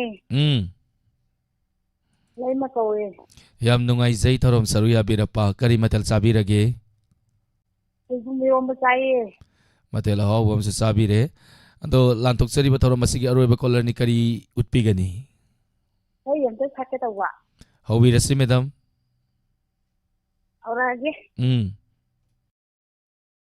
Indalang may sakpanate Aigi tampat kasakpani Karam nakangani ay Ujarage haise Karino madam singdalang may sakpanate tampak ta sakpanate biri ga thaubro madam bo biri ga tagidra tapak ta sakalabra sini koi kanjari jina karino noina ni isai sibu karino ba singdalang may sakpanate tampak ta sakpani hairadi biri thauri nang Khongidre ꯁꯤꯡꯗ ꯂꯥꯡꯃꯩ ꯆꯥꯛꯄ ꯅꯠꯇꯦ ꯇꯝꯄꯥꯛꯇ ꯆꯥꯛꯏ ꯑꯩꯗꯤ ꯁꯨꯝ ꯆꯃꯝꯕꯗꯤ ꯇꯥꯈ꯭ꯔꯕ ꯖꯥꯠꯂ ꯁꯤꯅꯤ ꯈꯜꯂꯤꯁꯤꯅ ꯈꯪꯗ꯭ꯔꯦꯗ ꯑꯗꯣ ꯍꯧꯖꯤꯛ ꯏꯁꯩꯗꯣ ꯈꯔ ꯇꯦꯝꯍꯟꯈ꯭ꯔꯦ ꯃꯊꯪꯒꯤ ꯀꯣꯂꯔ ꯑꯃꯨꯛꯇꯪꯒ ꯂꯧꯈꯠꯆꯈꯤꯒꯦꯀꯣ ꯑꯔꯣꯏꯕ ꯀꯣꯂꯔꯁꯦ ꯊꯧꯔꯝ ꯑꯁꯤꯒꯤ ꯃꯈꯥ ꯇꯥꯔꯛꯄꯗ ꯑꯩꯈꯣꯏꯒꯤ ꯁ꯭ꯀꯨꯜ ꯉꯔꯥꯡ ꯁꯨꯃꯥꯡ ꯂꯤꯂꯥ ꯇꯥꯕꯤꯈꯤꯕ ꯑꯗꯨꯒꯤ ꯃꯈꯥ ꯇꯥꯕ ꯁꯔꯨꯛ ꯃꯌꯥꯝ ꯄꯨꯝꯅꯃꯛ ꯑꯃꯨꯛ ꯇꯥꯃꯤꯟꯅꯁꯤ ꯑꯔꯣꯏꯕ ꯀꯣꯂꯔꯅꯤ ꯑꯔꯣꯏꯕ ꯀꯣꯂꯔꯗꯣ ꯈꯤꯇꯪ ꯇꯦꯜꯂꯃꯤꯅ ꯈꯤꯇꯪ ꯂꯧꯈꯠꯆꯒꯦ ꯍꯜꯂꯣ ꯏꯁꯩꯗꯣ ꯈꯔ ꯇꯦꯝꯍꯟꯈ꯭ꯔꯦ ꯃꯊꯪꯒꯤ ꯀꯣꯂꯔ ꯑꯃꯨꯛꯇꯪꯒ ꯂꯧꯈꯠꯆꯒꯦ ꯍꯣ ꯔꯦꯗꯤꯑꯣꯗꯣ ꯇꯥ ꯂꯩꯔꯗꯤꯅꯦ ꯍꯌꯦꯡ ꯄꯥꯎ ꯐꯥꯎꯅꯔꯁꯤ ꯑꯗꯨ ꯑꯣꯏꯔꯒꯅ ꯔꯦꯗꯤꯑꯣꯗꯣ ꯇꯥꯗ ꯑꯣꯏꯔꯒꯅ ꯍꯜꯂꯣ ꯇꯔꯥꯝ ꯅꯧꯖꯔꯤ ꯃꯤꯡꯒ ꯂꯩꯐꯝꯒ ꯇꯥꯛꯄꯤꯌꯨ ꯑꯣ ꯒꯨꯗ ꯑꯐꯇꯔꯅꯨꯟ ꯒꯨꯗ ꯑꯐꯇꯔꯅꯨꯟ ꯑꯣꯖꯥ ꯑꯃꯨꯛꯇ ꯏꯕꯣꯝ ꯆꯥꯅꯤ ꯁꯥꯔ ꯊꯥꯒꯠꯆꯔꯤ ꯑꯣꯖꯥ ꯊꯧꯔꯝ ꯁꯔꯨꯛ ꯌꯥꯕꯤꯔꯛꯄ ꯀꯔꯤ ꯃꯊꯦꯜ ꯆꯥꯕꯤꯔꯒꯦ ꯁꯥꯔ ꯉꯁꯤꯁꯤ ꯏꯟꯁꯥꯡꯁꯤ ꯄꯪꯍꯥꯎ ꯍꯥꯎꯇꯦ ꯄꯥꯟꯒ ꯕꯦꯂꯦꯟꯗ꯭ꯔꯤꯒ ꯍꯋꯥꯏꯖꯥꯔ ꯈꯤꯇꯪ ꯏꯔꯣꯟꯕ ꯇꯧꯔꯝ ꯄꯥꯟꯅꯦ ꯍꯋꯥꯏꯖꯥꯔꯅꯦ ꯕꯦꯂꯦꯟꯗ꯭ꯔꯤꯅꯦ ꯄꯨꯟꯅ ꯅꯥꯟꯃꯤꯟꯅꯔꯦ ꯑꯗꯨꯗꯤ ꯁꯥꯏꯕ ꯌꯥꯈꯤꯗ꯭ꯔꯦ ꯑꯣꯖꯥ ꯌꯥ ꯌꯥꯎꯕꯤꯗ꯭ꯔꯕꯣ ꯌꯥꯁꯤ ꯈꯔꯗꯤ ꯌꯥꯎꯔꯤꯗ ꯌꯥꯝ ꯌꯥꯎꯔꯝꯗꯧ ꯃꯥꯟꯁꯤꯜꯂꯛꯇ꯭ꯔꯦ ꯌꯦꯡꯉꯣ ꯑꯣꯖꯥ ꯅꯪꯒꯤꯗꯣ ꯁꯥꯏꯕ ꯌꯥꯝ ꯇꯟꯁꯤꯜꯂꯛꯄ ꯍꯥꯏꯇꯥꯔꯦꯅꯦ ꯄꯨꯟꯅ ꯑꯁ ꯍꯋꯥꯏꯖꯥꯔꯅꯦ ꯄꯥꯟꯅꯦ ꯕꯦꯂꯦꯟꯗ꯭ꯔꯤꯅꯦ ꯄꯨꯟꯅ ꯅꯥꯟꯁꯤꯜꯂꯝꯃꯅꯤ ꯑꯗꯨꯗꯤ ꯑꯣꯖꯥ ꯃꯍꯤ ꯑꯣꯏꯅ ꯊꯛꯎ ꯌꯥꯗ꯭ꯔꯣ ꯊꯛꯀꯦ ꯇꯧꯕꯅꯦ ꯑꯗꯨ ꯆꯥꯛ ꯇꯣꯠꯂꯨ ꯆꯥꯔꯨ ꯊꯛꯄ ꯅꯪꯍꯧꯗꯕ ꯌꯥꯏꯌꯦ ꯑꯗꯨ ꯃꯊꯦꯜꯗꯣ ꯉꯔꯥꯡꯒꯤ ꯑꯩꯈꯣꯏꯒꯤ ꯀꯔꯤ ꯃꯊꯦꯜ ꯆꯥꯕꯤꯒꯦ ꯀꯩꯅꯣ ꯕꯦꯂꯦꯟꯗ꯭ꯔꯤꯒ ꯊꯔꯣꯏꯒ ꯊꯣꯡꯉꯤ ꯑꯗꯨꯅꯤ ꯑꯣꯖꯥ ꯍꯥꯎꯔꯝꯃꯅꯤ ꯕꯦꯂꯦꯟꯗ꯭ꯔꯤ ꯈꯔ ꯅꯥꯟꯕꯅꯦ ꯊꯔꯣꯏꯗꯨꯅ ꯈꯔ ꯆꯥꯎꯊꯣꯛꯄ ꯃꯊꯦꯜ ꯑꯣꯏꯕꯅꯦ ꯀꯧꯗ꯭ꯔꯤꯐꯥꯎ ꯊꯣꯛꯂꯛꯇꯕꯅꯦ ꯉꯁꯤꯒꯤ ꯃꯊꯦꯜꯗꯨꯁꯨ ꯑꯣꯖꯥꯒꯤ ꯃꯊꯦꯜꯗꯨꯁꯨ ꯌꯥꯝ ꯐꯖꯔꯤ ꯖꯥꯠꯅꯤ ꯌꯥꯝ ꯃꯑꯣꯡ ꯌꯥꯝ ꯇꯥꯔꯤ ꯑꯣꯖꯥ ꯑꯗꯨꯗꯤ ꯑꯣꯖꯥ ꯌꯥꯝ ꯅꯥꯟꯕ ꯃꯊꯦꯜ ꯑꯃꯁꯨ ꯆꯥꯕꯤꯔꯕꯅꯤ나 ꯌꯥꯝ ꯅꯥꯟꯕ ꯀꯔꯤ ꯎꯠꯄꯤꯗꯣꯏꯅꯣ ꯑꯩꯁꯤ ꯑꯩꯈꯣꯏ ꯀꯔꯤ ꯍꯥꯏꯅꯤ ꯈꯨꯅꯨꯡ ꯏꯁꯩ ꯍꯥꯏꯒꯗ꯭ꯔꯥ ꯁꯛꯀꯦ ꯇꯧꯕꯅꯤ ꯍꯧꯕꯤꯔꯁꯤ ꯑꯣꯖꯥ ꯍꯧꯔꯒꯦ ꯊꯝꯕꯥꯜ ꯂꯩꯍꯧꯔꯣꯀꯣ ꯅꯪꯅ ꯍꯌꯦꯡ ꯆꯥꯎꯔꯒ ꯃꯊꯧꯒꯤ ꯈꯣꯡꯒꯨꯜꯂꯤꯔ ꯊꯕꯥꯜ ꯂꯩꯍꯧꯔꯣꯀꯣ ꯏꯆꯥꯅ ꯍꯌꯦꯡ ꯆꯥꯎꯔꯒ ꯆꯥꯎꯕ ꯁꯔꯦ ꯐꯥꯔꯒ ꯄꯟꯊꯧ ꯑꯣꯏꯕ ꯑꯩꯒꯤ ꯈꯣꯡꯒꯨꯜꯂꯤꯔꯀꯣ ꯊꯝꯕꯥꯜ ꯂꯩꯍꯧꯔꯣꯀꯣ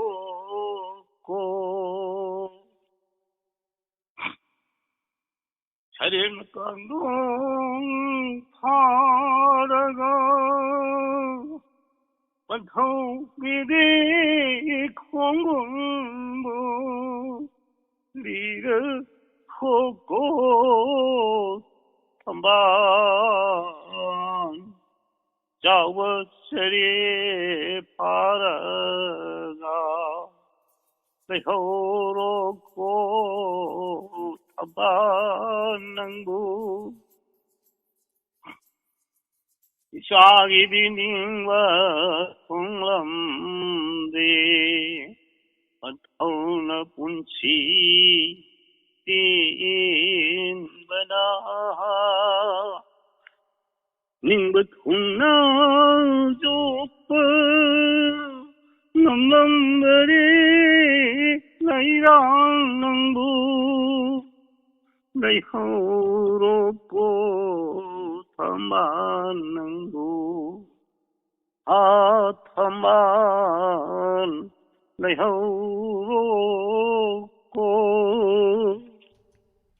ꯂꯣꯏꯁꯤꯟꯖꯔꯦ ꯊꯦꯡꯛ ꯌꯨ ꯑꯣꯖꯥ ꯑꯩ ꯆꯦꯟꯕ ꯅꯨꯄꯥꯗꯣ ꯅꯠꯇ꯭ꯔꯣ ꯑꯩꯗꯤ ꯑꯣꯖꯥꯗ ꯂꯩꯅꯤꯡꯉꯣꯏꯗꯣꯔꯦꯉꯣ ꯀꯗꯥꯏꯗꯩꯅꯣ ꯃꯊꯦꯜꯕꯨ ꯖꯥꯠꯀꯤ ꯃꯊꯦꯜ ꯌꯥꯝ ꯊꯣꯡꯉꯤ ꯄꯥꯟꯒ ꯊꯔꯣꯏꯒ ꯈꯔ ꯊꯣꯡꯖꯟ ꯍꯋꯥꯏꯖꯥꯔꯒ ꯄꯥꯟꯒ ꯕꯦꯂꯦꯟꯗ꯭ꯔꯤꯒ ꯈꯔ ꯊꯣꯡꯖꯟ ꯑꯩ ꯑꯗꯨ ꯃꯊꯦꯜꯁꯤꯡꯗꯣ ꯑꯩ ꯆꯥꯕ ꯀꯤ ꯑꯩ ꯅꯉꯣꯟꯗ ꯁꯨꯡꯂꯩ ꯍꯦꯛ ꯂꯩ ꯉꯝꯃꯔꯣꯏ ꯄꯣꯔꯁꯟꯗꯩꯁꯨ ꯈꯔ ꯊꯥꯗꯕꯤ ꯀꯔꯤꯅꯣ ꯈꯜꯂꯤꯁꯤꯕꯣ ꯑꯣꯖꯥꯅ ꯈꯜꯂꯤꯁꯤ ꯀꯔꯤꯅꯣ ꯇꯉꯥꯏꯌꯨꯅꯦ ꯐꯖꯅ ꯆꯦꯟꯕ ꯑꯁꯨꯛ ꯅꯨꯡꯉꯥꯏꯕ ꯑꯩꯅ ꯌꯦꯡꯕ ꯌꯥꯎꯔꯛꯇꯕꯅꯤꯗ ꯀꯔꯥꯏꯗꯩꯅꯣ ꯐꯣꯔꯁꯟꯗ ꯆꯦꯟꯕ ꯅꯨꯡꯉꯥꯏꯌꯦ ꯀꯗꯥꯛ ꯃꯔꯛꯇꯨꯗ ꯀꯔꯥꯏꯗꯩꯅꯣ ꯑꯣꯖꯥꯗ ꯆꯦꯜꯂꯨꯕ꯭ꯔꯕꯨ ꯈ꯭ꯋꯥꯡ ꯅꯥꯗꯅ ꯍꯧꯖꯤꯛꯐꯥꯎ ꯇꯤꯡꯈꯠꯂꯣ ꯌꯥꯗ ꯂꯩꯔꯦ ꯑꯗꯣ ꯑꯣꯖꯥ ꯑꯩ ꯑꯣꯖꯥꯗ ꯂꯩꯕ ꯁꯨꯡꯉꯝ ꯉꯝꯃꯔꯣꯏ ꯑꯣꯖꯥꯅ ꯆꯥꯔꯤ ꯃꯊꯦꯜꯗꯣ ꯑꯩ ꯀꯤ ꯑꯗꯨꯅꯅꯦ ꯑꯣꯖꯥ ꯄꯥꯟꯒ ꯑꯁ ꯑꯃꯨꯛꯐꯥꯎ ꯇꯥꯗ꯭ꯔꯤ ꯑꯣꯖꯥꯅ ꯆꯥꯔꯤ ꯃꯊꯦꯜꯗꯣ ꯑꯩꯗꯤꯅꯦ ꯀꯔꯤꯅꯣ ꯇꯧꯔꯤꯁꯤꯕꯣ ꯑꯣꯖꯥꯅ ꯑꯩ ꯂꯥꯛꯅꯕꯤꯔꯦ ꯀꯩꯅꯣ ꯃꯊꯦꯜꯒ ꯄꯤꯖꯗꯧ ꯇꯧꯔꯤꯌꯦ ꯅꯣꯏꯗ ꯄꯨꯔꯒ ꯑꯩ ꯌꯨꯝꯗ ꯁꯨꯝ ꯂꯩꯖꯔꯒꯦ ꯌꯥꯔꯣꯏ ꯂꯩꯇ ꯂꯥꯛꯇ ꯌꯥꯔꯣꯏꯌꯦ ꯑꯗꯨꯅꯅꯦ ꯑꯣꯖꯥ ꯉꯁꯤꯒꯤꯗꯤꯅꯦ ꯃꯤꯀꯨꯞ ꯈꯔꯗꯪ ꯂꯥꯞꯊꯣꯛꯆꯍꯧꯈꯤꯒꯦ ꯅꯠꯇ꯭ꯔꯗꯤ ꯑꯩ ꯁꯣꯏꯗꯅ ꯄꯥꯟꯒ ꯍꯋꯥꯏꯖꯥꯔꯒ ꯕꯦꯂꯦꯟꯗ꯭ꯔꯤꯒ ꯊꯣꯡꯕ ꯆꯥꯔꯨ ꯇꯥꯔꯦ ꯉꯁꯤꯗꯤ ꯈꯥꯡꯉꯕꯣꯛꯇ ꯅꯍꯤ ꯑꯩ ꯉꯝꯖꯔꯔꯣꯏ ꯕꯥꯏ ꯑꯣꯖꯥ ꯑꯩ ꯉꯝꯃꯔꯣꯏ ꯑꯁꯤ ꯅꯨꯄꯥꯁꯤꯗ ꯂꯩꯕ ꯑꯩ ꯏꯟꯇꯔꯇꯦꯟꯃꯦꯟ ꯄ꯭ꯔꯣꯒꯥꯝꯗ ꯑꯩ ꯑꯣꯟꯊꯣꯛꯑꯔꯣꯏꯒꯦ ꯑꯣꯜꯂꯤꯅꯤꯒ ꯑꯝꯇ ꯑꯁꯤꯗꯅꯦ ꯌꯨꯝ ꯄꯥꯟꯗꯧ ꯁꯔꯨꯛ ꯑꯩ ꯅꯨꯄꯥ ꯑꯣꯏꯅ ꯑꯣꯜꯂꯒꯦ ꯂꯩꯔꯒꯦ ꯑꯗꯨ ꯁꯔꯨꯛ ꯑꯔꯣꯏꯕ ꯏꯁꯩꯅꯦ ꯅꯨꯡꯁꯥꯁꯨ ꯁꯥꯕ ꯅꯣꯡꯁꯨ ꯇꯥꯕ ꯅꯠꯇ꯭ꯔꯥ ꯑꯅꯤꯃꯛ ꯏꯁꯩ ꯁꯛꯂꯛꯀꯦ ꯃꯇꯦꯛ ꯅꯨꯡꯁꯥꯒꯤ ꯏꯁꯩꯒ ꯅꯣꯡꯒ ꯏꯁꯩꯒ ꯑꯅꯤ ꯃꯇꯦꯛ ꯈꯨꯗꯣꯜ ꯇꯝꯖꯔꯝꯒꯦ ꯑꯗꯨꯒ ꯉꯁꯤꯒꯤ ꯊꯧꯔꯝ ꯑꯁꯤ ꯂꯣꯏꯁꯤꯟꯕ ꯌꯥꯕ ꯂꯧꯖꯒꯦ ꯊꯧꯔꯝ ꯑꯁꯤꯒꯤ ꯃꯈꯥ ꯇꯥꯔꯛꯄ ꯑꯇꯦꯟꯕ ꯕ꯭ꯔꯦꯛ ꯑꯃꯒꯤ ꯃꯇꯨꯡꯗ ꯁꯨꯃꯥꯡ ꯂꯤꯂꯥ ꯑꯩꯈꯣꯏꯒꯤ ꯁ꯭ꯀꯨꯜꯒꯤ ꯑꯅꯤꯁꯨꯕ ꯇꯥꯡꯀꯛ ꯉꯔꯥꯡ ꯇꯥꯕꯤꯈꯤꯕꯒꯤ ꯃꯈꯥ ꯇꯥꯃꯤꯟꯅꯁꯤ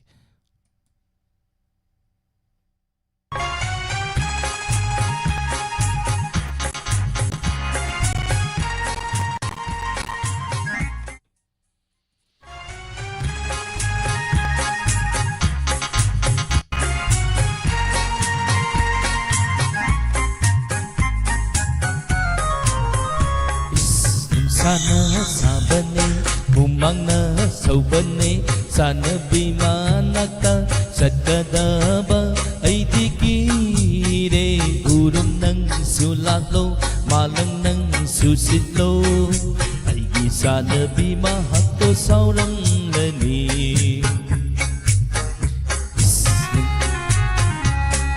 Nung sana sabane, humangna saubane.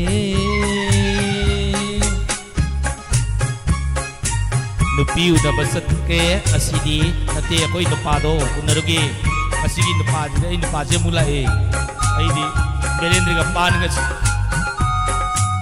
kung basarugi bukta sa lagi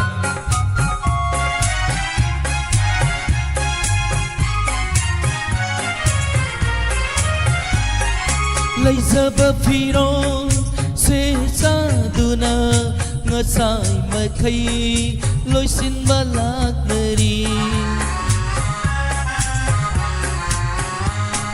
nung sa magi may sa lata kutsu kumen tai phê ta krani mai thung lối na magsilani ay gisa na bimana yaudri ngaida nung sana sabane humanga saubane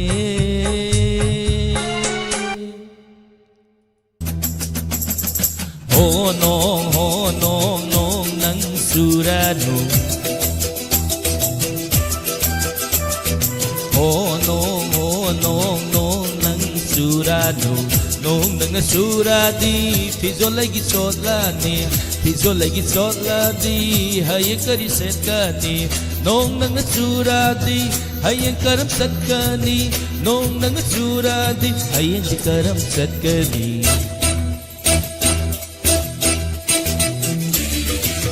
hi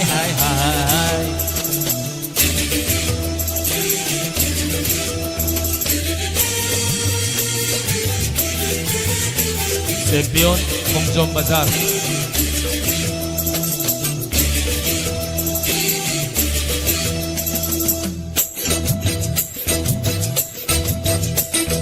Haying di lại còn rất cani nung si bi ga loi na na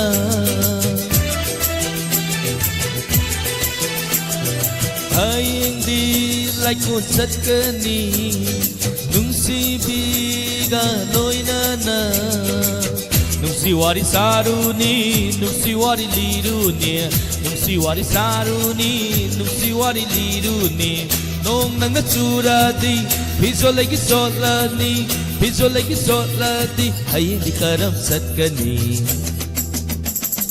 ho nong nang suranu ho nong nang suranu nong nang na suradi piso lagi solani piso lagi soladi hayang kari satkani nong nang na suradi hayang di karam satkani nong nang na suradi hayang di karam satkani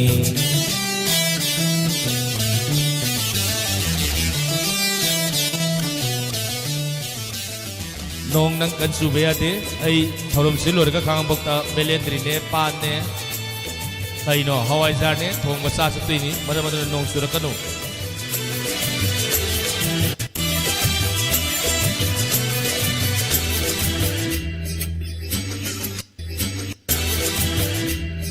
malang ba nang na humbi kro mangau thira ba marup se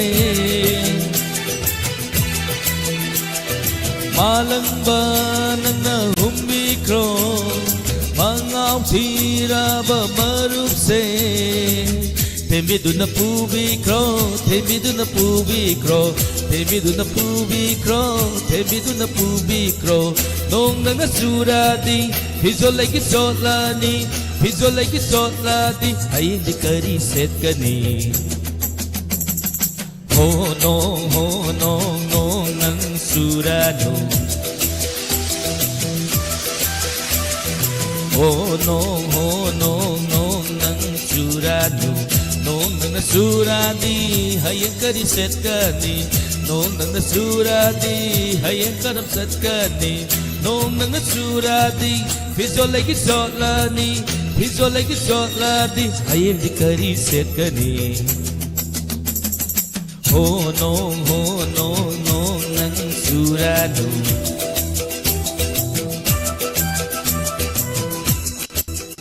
nong nang suranu ko ai khang bok satoi ne program se lorga anowa mathel do saruge anowa mathel do yam hautoi jani ojagi ojai bom sagi khangde da manai guna tawiri se tractor da khara chenbi mathel sina jaja ni mana thongbiri se adum ai mangol legi dro ai bo ngamjeroi leibaga ngamjeroi ai olini egi mi hunje kang tara oja nang khabai ne kallu tara bera ka tare atuna ni oja ko ni panthung bom yorogum ji kaina re ngasi degi bye bye thank you ngasigi tongan tongan platform sing da lantok sari ba entertainment program taromasi bu saru ya biri ba punamak po haningai laitana thagachari mayam na pibira pa feedback amadi comment paza kita ba chitananda ba yogasu ngapiu hausiki unidi miku khradang mayam nagi laptok sage aten ba break amagi matung da lantok sagani ngarang tabi ki ba lila ai koi gi school gi makha ta ba saru punamak pu olen sapam namukana khurumjari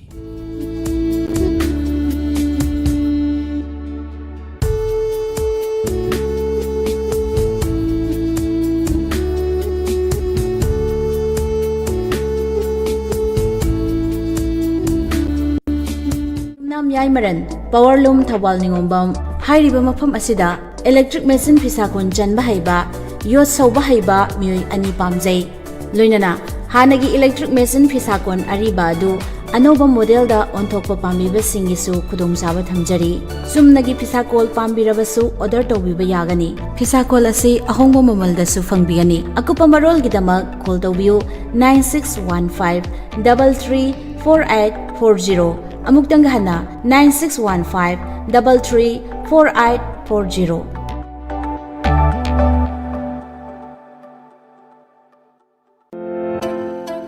Admission open. H. Kanahal Memorial Higher Secondary School near CD Block, Langmaidong. Chali Basahi English Singani Kungamanga Kuntaruki Oina Class 11 Science Kidama Ngasi mo form thaba hojari. Ahanba lakpa Satra Kunda 50% fee concession pijari. School asina pijari ba khudong chaba singdi 70% ki mathak leba Satra singi admission fee free oijagani. Mafam asida hostel amadi transportation ki khudong chaba pijari. Experience lerba oja singna takpi tambiri ba school ni. Ningthi zaraba playground, classroom, library, computer lab loinana. Afaba thaknaba ising marang kaina leiraba school ni. Bosem amadi CBSE da 60 PC की मथक लेब छात्र सिंगी ओइना 50% concession पिजरी smart class की खुदोंग चाबा पिजरी असोनबा महिरोय सिंगी दमा अखनबा क्लासु पिजरी अकोपा मरोल के दमा 8787616948 लोइनना 60092221508 अमदी 9612134769 नत्रगा website www.hkmaze.in दा चंगियो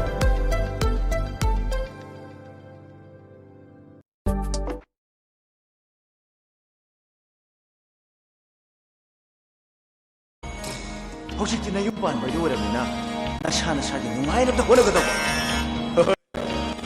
नरल लेतना मीगी मतेंग पाव मकन हौजिक्ति बको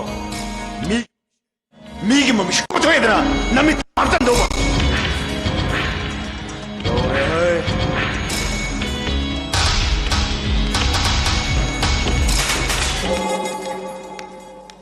एमा मतम सिदी आयो खजन सिदी कइनो मसिन पास अदुम नै देले हे कदाइ सतिने नोइबो सागलो रेबले साक्साना बतोरसिलो सिन साखम नगाइ कि लेहोरे इजेन सियावाला पा हपगिला सातो फुलप सातो रोरसिलो लाला अखोइ ngसिदी सारोइ से हे करिगिनोने इंजाम हारो हेबे वारो अदु रेगने ngai lei ba kang makhalei bane adu lo biro gilaw adu ko sang law ba sire su sakom ngai ki le hor bane sia wala pa ha gilaw here ise hojik tu angang masa su natra bada sa pune sara kai do doi ni se wai sin bani angang bi hora pun bulak ta bana angang oringai salom de punna saba phantrabasu ngasidi khoi juma sida punna leminere haw ba haw taba salom de punna samina ba kari ga gi nisiba hoi se masi mi gi apam ba haibadu ni se standard nei taba sa usik singdi amo da kai labuk lamang de ya sakta mine adu mi oi badi asik paka yam nan ba dining table da husband and wife santi wena saksa mine masi modernize oi de mine di bap ta ba jana di kari hai gi se okay ai khoi yaw da basu maya ma dung wa wasabi horo ai khoi di thaba ma sata ba ya da bisi da sa kadai de kari thaba na hari sibu asau ba party ma gi invite phang bai se isi white na di isi color ni color hadu program am lai hai di mangjong na hai ba kari kai gi na koi ba koi no ne hai sibu ai koi na sigma program am basat pasi suwa isi ki promise ni am pambi be waro isi bu yum sakari wari ke oi ngai kai ko si wai kita pithribi de lai be me pum khatima magi jati kangloki sanabi taxi ka chini ti nyom amaki makha da ngang sani adu ba mioi bana pura dola lami tong ke amon tobna mioi ba gi sibila singo anong ba sakoi patha am na pukat adu ba samaj amagi community unity integrity kana ko mamna tugai ba se inti social nang su family si apun masatong kain de bina mata lamsat amadi wangang sisina kana imong se lari ga hitab si yaw yaw na di nan nang angi bodo ai su saw ga na saw badi ga sai na saw biara bani ngak pangai ya kano wato na wang mase wang na phamtek pani ko o yare se salam dai sitane isi ki basan me ta bangam ta pote ko na ngang na si se ai na tanu na ga na ko na saloi da banate ne adu ba hala man sinda haram magasat ko habini na ina habati hala man sinda haram magi athrabu karino ne se hoy imo masi ki ahlairi ai na khwai dige ahal dina te o isi na dum tami badi kari kai ga habini se nang bo kaino ni si bo ngasi si school gi aruba meeting am lai hai ai koi na tak tabra tam dabra hai kini itei bola koi da waru gini ne be ma school gi meeting a ngasi no makatang mahang na yaw da bada kaya me am na kai raga da gini se mado ai mon hang da banati sai na de dai tali mo sa na khamam toi ina o to ma se maram sadri mi ne kok sana ba bo za manati atu gi si de no pina ne sri ne kok sana se ya ma hina de ko asigumba amaga maga understanding lai na da be mung se ai am haina roi dori masidi standard yaw da ba thar class ki wa pa kari hai ba thar class standard ega kana ni standard no kana na thar class no ai nang ma do hai da ya roi मधु हाय तब यार बना कोई कोई दिन ने हाय family इमुंग में देखे हौरक पमीन ने चौकत तब मिगे वारी सान बसे पाम तबा अवांग बता की लिविंग स्टैंडर्ड अदुग इसी होइना ऑल मॉडल की मी मतम सिके लाइफ स्टाइल का याम सुनद्रबदो पियो थर्ड क्लास पाता बिरिदने इसी मतम सारे नफसी साने में इतिहास बोतल आदबा इमुंग मसिके कलस आइदुर जिंगान से शहर बाइबल थर्ड क्लास मतक की मतई ले रिखा तबी मसी ले रिखा तबी इरांगी पद सताबी नुरो की कोम ने हियो मिलना करम मखै की स्टैंडर्ड मदुदी वारा वायन तुंग बा थुसल वाचिन मी ना पने नुपा की मतुंग ने लगे सने यो नेबी मनी पुखुलाई से तबी नबी का वाव फिदा बुखुने नबी इमुंग सिकाई बी सुनामी ओ आई दी ना मखै खंजरुद्री आई की लमजा साजे येक्सिन बिना बमिन्ना यमा यूब से मबुक थागा थंबिरे है बिसदी आई कोई सिसना तंफा होई बिरे को मिनाई बेमा वारो बिबया दे को कोई पार्टी में सजरू की के नंग सि सांग यम थोरे सिरा याई मदु द माई ले दिन सिन के द बिन थोई दिन त्र बदो नंग ससि नंग नाम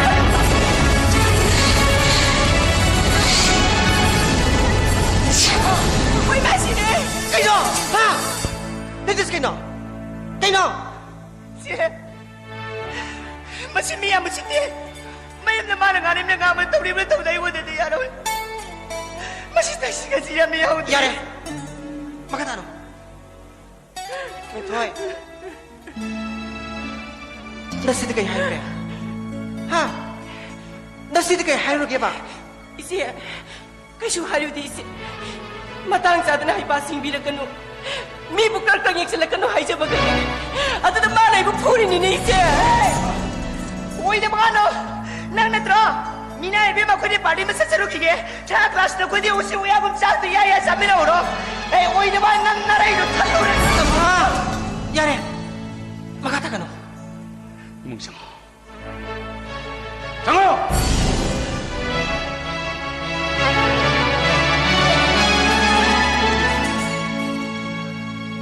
कइनो न खोइबो पुरे नुसी सानला मिना बे नोहाय बदबो न खोइबो केम त खंगदब्रा नसीना साक लोरे स्कूल टाइमिंग थेंगे साक सा थो सारदि पुने सामिना बियाद्रो इसे लमसत नाय देबी खोइगा नीति सुबी का पुने लेमिना बसे कया नुंगाय दो मान दिसे मेम थोय नपी ओबी फजबली सत है बसे नपी ओबी सिंग लेथिंगनी येंगोय नंगी असोबे सुनथोपिर महक से नंगी बिसंगनी ने बे ओ यारे यारे से यारे मखा ताबिना नो मेम थोय आई खंगे से आई लोय दे खंग बजानी कोई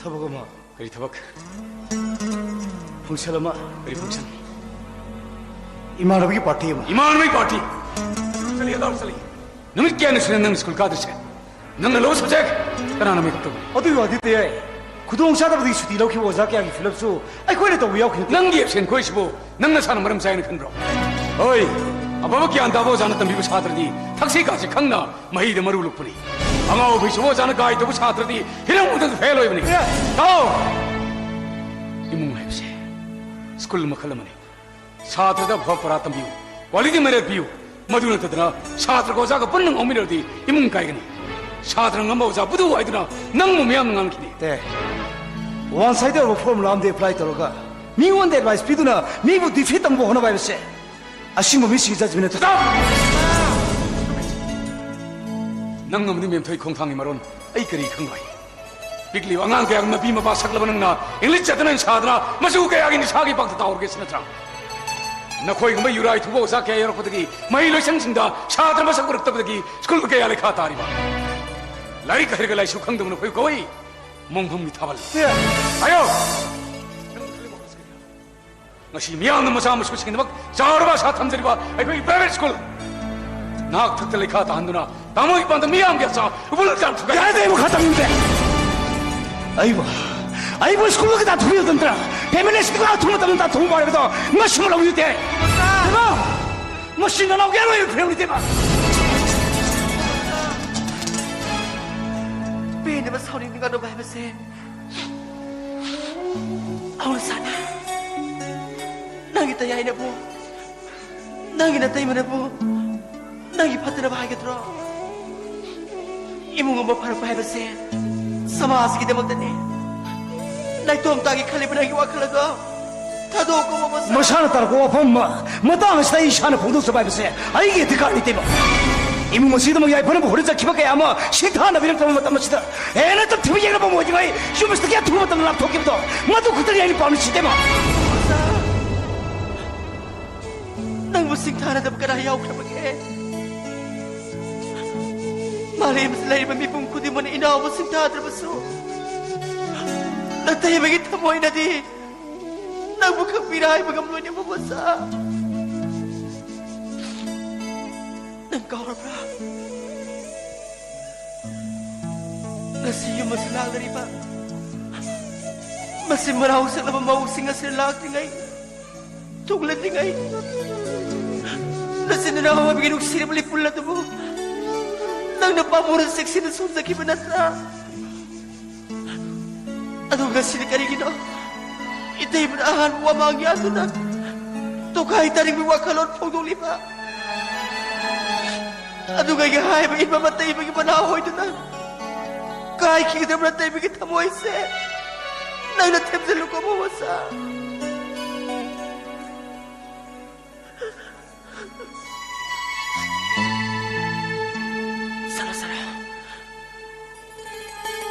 Kari na ning tugda ba? Kari piyan na ba? Orin itay mo na may ekseng na tamla. Nang halag di mo may itay mo na mutungan na nga naman eh. Sala.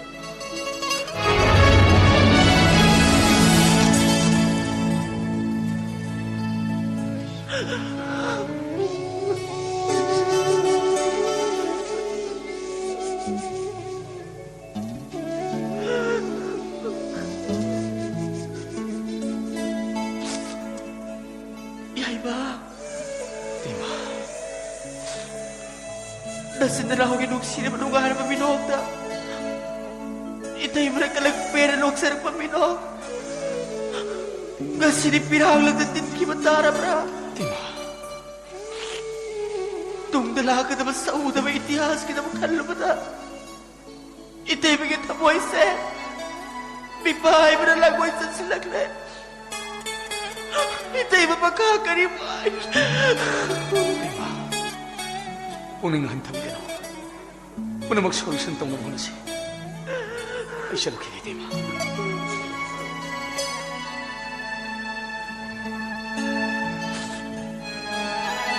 Mamasa.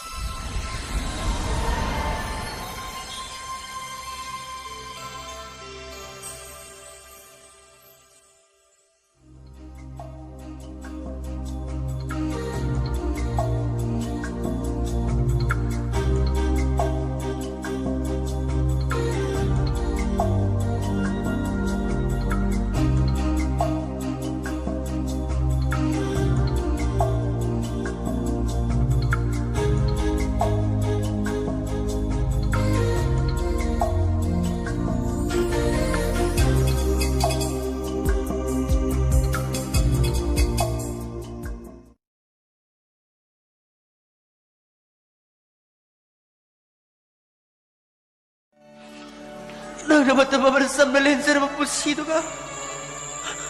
Nasiga kaya akin na naman ko. Diba? Mauti mo tayo tayo TV ako, diba? Ay ko'y mamunong inuksisanan na dyan, diba? Ay ko'y unity, ay ko'y infinity. Lakadol mo doon kalibu kang amano. Kamdong tagi, diba? Yante! Makatabi! Ay mo school kita tulad ng tara. Feminist ka tuwa matulog na tumuha ito. Nasuman ang biyete! Kamusta? Nari tay ba tato lang lahat sa kibiyar oy. Taway mo doon na makong na maghangahan na mako. Nung sirmi na ako na tayo bigyan natin lahat sa kibiyar. Naginusi mo mga hanay tayo mo na piyarik mo to. Ay ka, magabloy niya mo sa. Naglahaman sa kika na mo.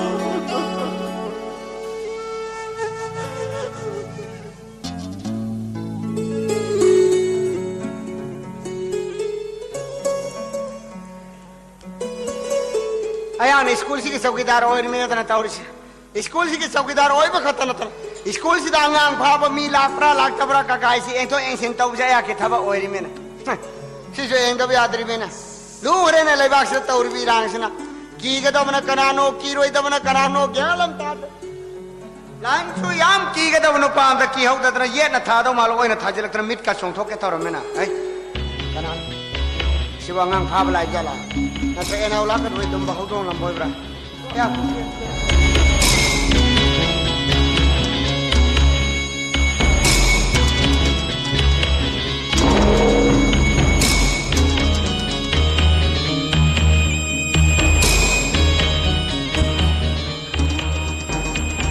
Masakshi angang phadu ki lumba man reda oi no Afghanistan mera kari aya ko kalai denu nate hai simayo angang phadu lumira ima बाप से भी English गरमार Manipuri गरमार Hindi गरमार गरमार खुदी की बाप से सब मानव जा रहे को करीबा हाँ नंग खाली दुमाया न सुखाली मिना नंग सिंगरी दुमाया न सिंगरी मिना नंग सांगांग भावला को मी मान बदे या नंग मुकुम न सेनर गए नंग न मोयंग हाजर ब्राह्मे न सिंगना बई वा ओए ताई चलो हां नंग कानी के लाओ बनो निमो द बंगांग भागा त बई लुम्मी ब्रा बनवा है त नंग सुमी ब्रा नि सुमी ब्रा 이제 머샤게 생활보다 막 거의 방드나 앵원도 가서 사오절래 이네 머샤시 가야데 세카이리 모네 본도 타이봉 군바 오해 와해나 물락드나 세카이락바디 만남 뭉시 짜바다 하위 툼미 tubo miyoy ba na matang chadra se khaira din na to ningang chen mani tamba ai nang me kikare bane ya do pro chadura shamo yaw do so bek ti amne bisha tawna bunga hoji matam ni bek talai na banga tani aya kisu bek talai ra moi do man bro police commando भाव नहारो नहाले तो bake तले नरे मातन माना नाही मांग surgeon हाना Kelly's असे म भाव की बिद्र कान याव गेर गनारी लरगन हया रिक्वी तो बिगना तू सोंगम सोंगम मैं तो मिंग मिचत थिन बताओ नो yang on का हौरा ती रुदिबा वा ना लखत रुदिबा ओक तौरी तू का तिंग तिंग चारो ना पा मा कोक सारो ना मा मसम फोइदन लै नंग मफम सिद लोशलमरा ताऊ ना बो स्कूल के आंगांग सिंगी ममांग दा या खोय नि WW तो बनवाय नंग बोया ना आंगांग सिंग ममांग दा फुबी बांगांग सिंग उखिब तो नवाय ते तो न मफम मतम म हायरो नंग छोजला तिला कनिको हायरो को मफम मतम मिनिट म सेकेंड म सेना त नाया मफम म तो सक्साई छर्दना ला ओय ओए नंग मफम सिद कई वरया आया चौकीदार वरी नमिन के गोबा बहादुर खान का लेकिन नेपाली ममिंग मनी खान तपिकिन मधुर करी फिकिनो बा राय दे फिकिनो ना इमान नेपाली इपान मुस्लिम तूने इमा की भा इपा की मना खौ थाना लाख की दूर इपा की मना की ओबगी खान बहादुर खान सनो मिक्सर द तारे ना राय दे मिक्सर नो ने कोलाब्रेनी ना नुंसीबगी मफम द जात बिजाती लेते से आया न साकिन तू नंग खान की अदनंग दे काजला पा आया आसाम दे लापनी आसाम दे ना मफम से कमाई चौदा एरा नंसु अमेरिका की वर्ल्ड ट्रेड सेंटर का इबदा पृथ्वी की मफम का याद की मी मयामम सिदिंगंग नत्रका आया ना आसाम दे की चौई बोल की प्राइवेट स्कूल चौकीदार और दंगा आदे नंग दी सिंगरा मनुंग दे या वालू दूर दी खंगनी ना बशरो आई हैबदी आसाम दे ना करमाई खनो दे मफम से चौकीदार खमना मिना आया की वारी सितार का नंग नमो या को पामा कनीना आया कहे कोमी न बई चौगा इचौ ई बोल गा याम न लून तीन ब प्राण फेन आया की लाइबक थीब दे या को इचौ नाब मतम दे युम दे हेउत्रबा इचौ ई बोल ममानम ने या को इचौ की सेवा फजन तौबी की बा तू की लमन सिंह बोय ना या इचौ ई बोल की सेवा तौ के दर राखनी तो दया की नामन मांग दर वाय दर या इचौ दर चौकीदारम नीमनी दा अद नोय को मम्मी सिदे नया सामने के हमने होरिबा आया को मम्मी ओइने आया को मानव ओइने आया को माया का सब मानव मी दी पृथ्वी दानी सुते इथन तनी करी के तू म हंगाई दुना नोय को मम्मी से योगपद कान तुम माले पामक पे वानी ने दा तू दी nga sai na pa makane se la khang garam ne tu de nang chalo ayo mayam thaba mana nu pa tu thaba sa thokringa de mayam du seba tawro tu ga mi du lo na hato tu mana nu pa du nang bu hui ne sa thi thir mai lan biren dra ai uldi jangdale bicha to kodum sa नस्कुल से सही के मुझे फिर लाए lupa la kun thra lai I थमे beng ta kana minda isau I bol gi minda ओए साथ में से कोने क्या तुम्हें satra masing di KG1 dagi na KG10 bhau da class 10 bhau da pula ga tan mi ma masing si kaya tam no khang nang su khang ni ga hai ngai wa ta sangan char ga se mi nang na lao tu ya khoi ni thimi na se asa ta khar di aur hai ai वो नस्कुल साथ में से दिबा ai उसे जा जा लगता है ना khang ni ga hai ni khang ni de tok sare na नंग फुटबॉल करे मत दिबा ना सारे काउ से करना tu mai har karu na mi na tar ga na ga ma mangani na ai ko na na ya khoi school maram da ya na to ga thi na ngi si kari ga ya sing na bam le ra ai show factory Moina private school में लिखना बथौरा complete रखे आई तो मणिपुर गुम्बा factory industry लेते मफम से private school से पैसा तानबे ख्वाइदि Laiba business मखलमा दुग छात्रसना factory दिगी रो मेत्रे इमा प्राइवेट स्कूल में फैक्ट्री और बा तू छात्र रो मेत्रे और बा तू दे आजादी करी और तार बा आजादी फैक्ट्री तू थबक सुब जुगाली तारे ना सोम वापम जी हम सुमना लाले बा ठीक है मीन क्वालिटी एजुकेशन परोना बलिंग खाली बा प्राइवेट स्कूल बु factory the all of the लेवाक से सुम ताउ सार ओए क्वालिटी एजुकेशन पुरक बाय बा हाइदन खोशा करेगा कारबार के लांग थाइबा हुन मन थाने नंगमाइने कारबार हेजरा खंगे आई फैक्ट्री ओपन अंगांग फारक कितनी ललोंग दो मार प्राइवेट स्कूल निकल दी छात्र सिंह दी लारी हाइरन अदों आई कोना ना या कोई स्कूल की गेता लाई सुनेंगे फैक्ट्री की रो मेट्रेन थी लाई बा आई नस्कुल से सिर थाबंगाई तू का जाउ दर बा आई शेन मोमो से शुरू मोमो चा ना कल खाओ ना बा ओए मोमो से ने लोरे को मेन थोय आई के मत ngaire bi इरेम खा की शेन पे मास्टर ना ओ मैं कोई इशो आया कि लो हमर से हाउ दरे शक्ति तांग दे शक्ता खन दे रे ए शुभ आई शेन मोमो से शुरू स्कूल बिल्डिंग से इकुल पर छुआ गेले बा ले चलो ए पानी बोल बाबू हेलो हेलो इतैमा सु इतैमा तंफा सु स्कूल में खर थुने लाओ इतैमा अरुबा थबल में स्कूल में खर थुने लाओ स्कूल ठुकाएगा नहीं इतना जेसीबी में लाई है हमें ओए जाओ ओए आई मां जेसीबी नुक्सी थादो खेलाओ ओए न खेजना नंग तुम टेक्सिन जाओ जेसीबी स्कूल ठुकाए बना मशहूर ने लोशन लमदना बाबा वो केराले वरा आई दी कना और होइने करी तार सेवा आई दी वाश को थनगा मैंने दे आई दे बुखी दिनो जाओ थादा बकम जाम आई बियो कम दो सेवा कम दो भाई दे सोमना फाउंडर गले खपिरिबा आई खोई की स्कूल आई बना खोई की स्कूल से मशी सर को हम तो कोई मनु दमदी आई की शर्म मुसा सर गावरी से सोमसी आबी ने मनत अजो मने पका दाबियो आई शर्म मुसा हौजी ते ने नौले खलिबा प्राइवेट स्कूल दे ओजा होई बदनत आई की युमदा यावों इले लेरे से खंबिरबा नत्रो आई बोलो भाग दादे तो कई खंजल द्रिबा खंजल दबाई खंजल दबाई दे आई मंगना आई शर्म मुसा सर स्कूल बिल्डिंग से बॉम्ब टॉप तो न ठुकाई बाइदि नुक्सी नुआइते आई दे आई शुमी होई बनिना नखुन मन ठुकाजो न क्या वानी पिक हमत्रो ओने ना बिल्डिंग से आई गिनो मोमसा की स्कूल सरू बिल्डिंग से ठुकाई रोके इधर थौना फन लेम की कोई वानी जो आदले में खुमिला में जैसे भी तोले में से या आगे तेरे केरानी की थौना अदु मतंग सादन काफम सादन थौना फुदोलबदा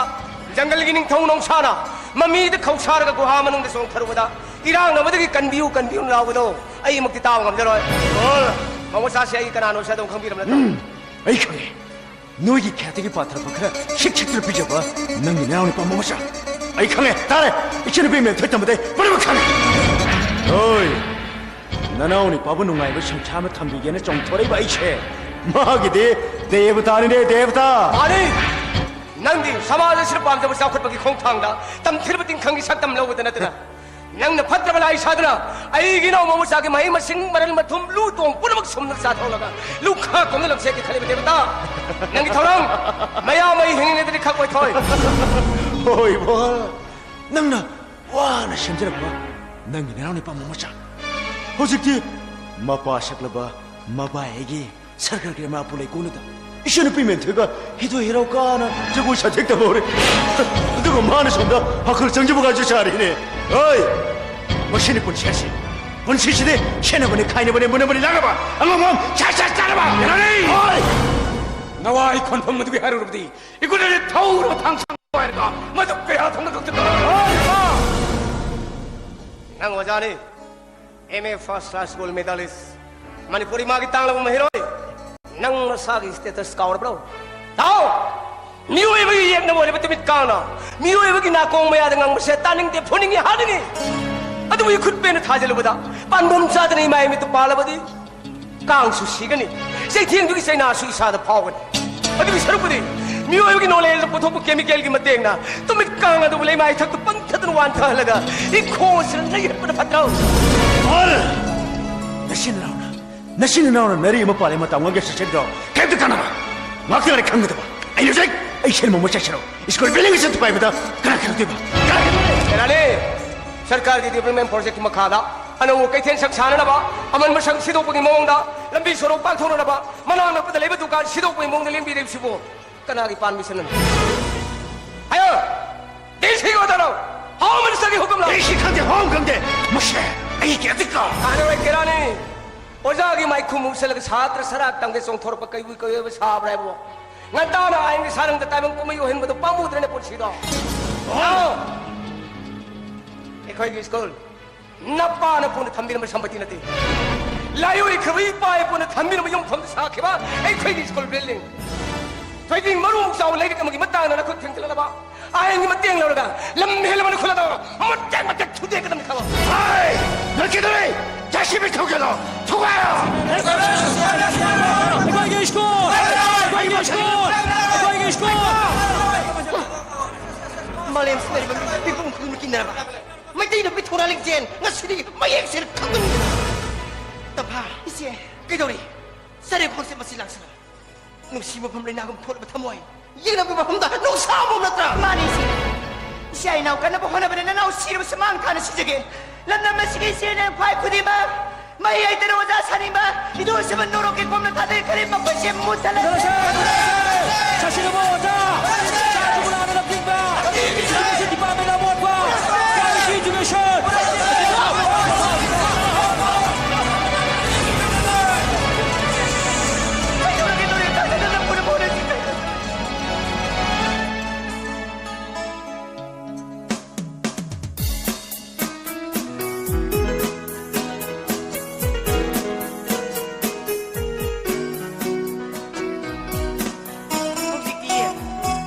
Ai bagi kucing terang dengan ICU mesti leh tu.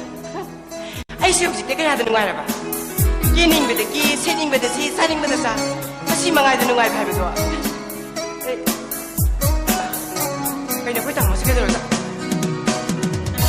Tamu, kau dah susah dah mula dia.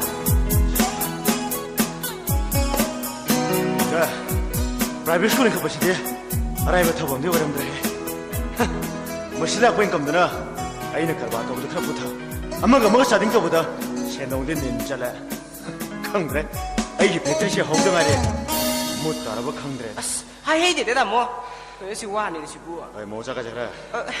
Tamu, ai ni saning ni dah ni. Hotel ni pok lah si kalam terlalu son thah ni tamu. Panas suku ikram sakit ba. Sok lah kelak pokok boleh timbasin sakit besi dia. Sakit thong lah ba. Memang. Kena thong tu no. Malah mai thong jadi. Ya. Nang nak hari sih. Mine thong sa abdu katani ne. Madu katani mana hari sih. Taning dia kata mo. Ai ni yum sida. Pusari itu tamsi hai si kiam kui dia. Ai ngon tak kata ni bila kan ko. Ai sa ko thong semua ngamoy. Ai jal. Lai me kong irani me kakti nyok shin tong tu si lu kre ne. Lu kre ba. Tamu, ai di kau buka wi. Betul lah. Sa ki sing thong na ba. Apa ba pusari me thong le ni tamu. Oh, tu nak video. Ba. Tolo bi kata mana tidak. Ko free ni free. Ai kemana no? Ira. Nasi nu pasi kunung si jaba. Wah ni dah ba. Magi dah makta wajib kita untuk seri ba. Bahadur Khan ni minta monang bo. Bahadur bo. Mafam sida. Na ita mo. Ibol nang luwe tra. Aduh kan ita mo. Nasi nu pagi. Pang tu pas sampai di pesha sing tu tamu. Bahadur na pore. Bahadur pore ba. Moi shu. Tamu kita mungkin ada kira mali. School building tu gaya bila nuo. Siapa nak hajar lagi hajar ni? Bahadur na siapa tu pura kalau kau ni minta monang bo. Bahadur na siapa tu pura iba. Pura ini. ꯀꯌꯥꯅꯣ ꯀꯨꯟꯊ꯭ꯔꯥꯅꯦ ꯇꯥꯃꯣ ꯀꯨꯟꯊ꯭ꯔꯥ เฮ้ยมาดูดิมาดูก่อนมาดูก่อนมาดูก่อน ꯀꯩ ꯕꯍꯥꯗꯨꯔ ꯇꯥꯃꯣꯔꯣꯝꯗ ꯂꯥꯛꯑꯣ ꯁꯣꯝꯗ 바하두르스 뭐 한번 시리어라. 아이 바하두. 그나나 뭐 오늘부터는 뭐 수순에 실례돼. 너무나 코너톤을 나가나 들어. Kerani babu ne dimi kana na pok pa ya ko mama pa me do da ya lai ni dra. 어이, 나 복지는 시원해. 작은 거니 자동화동. 나 복가야 돼. 노래드나 없살 말하더네. 아이 오늘 배바라 터모. 아이씨.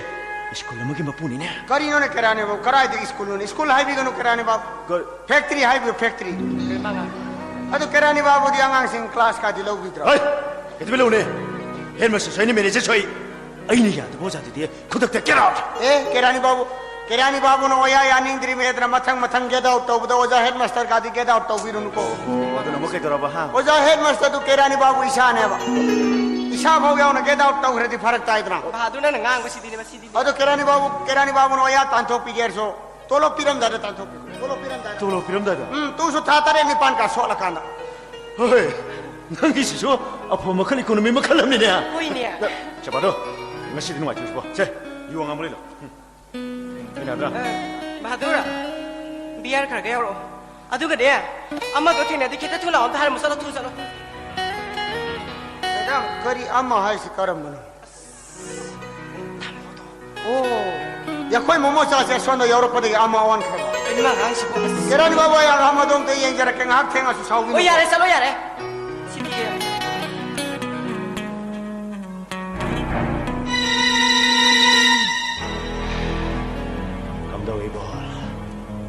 अइने Shani शारे यमदा कयाम Koyna खांग ngam जा के police 신절lega अइने नखोइ स्कूलदो सबै ग मछके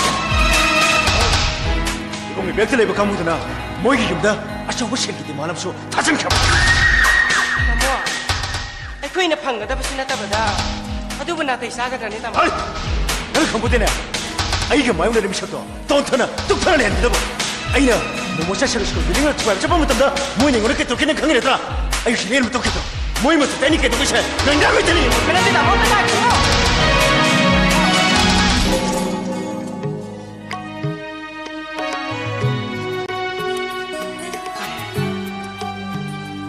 पूरे बाबू हार्ट पेशेंट हो रहा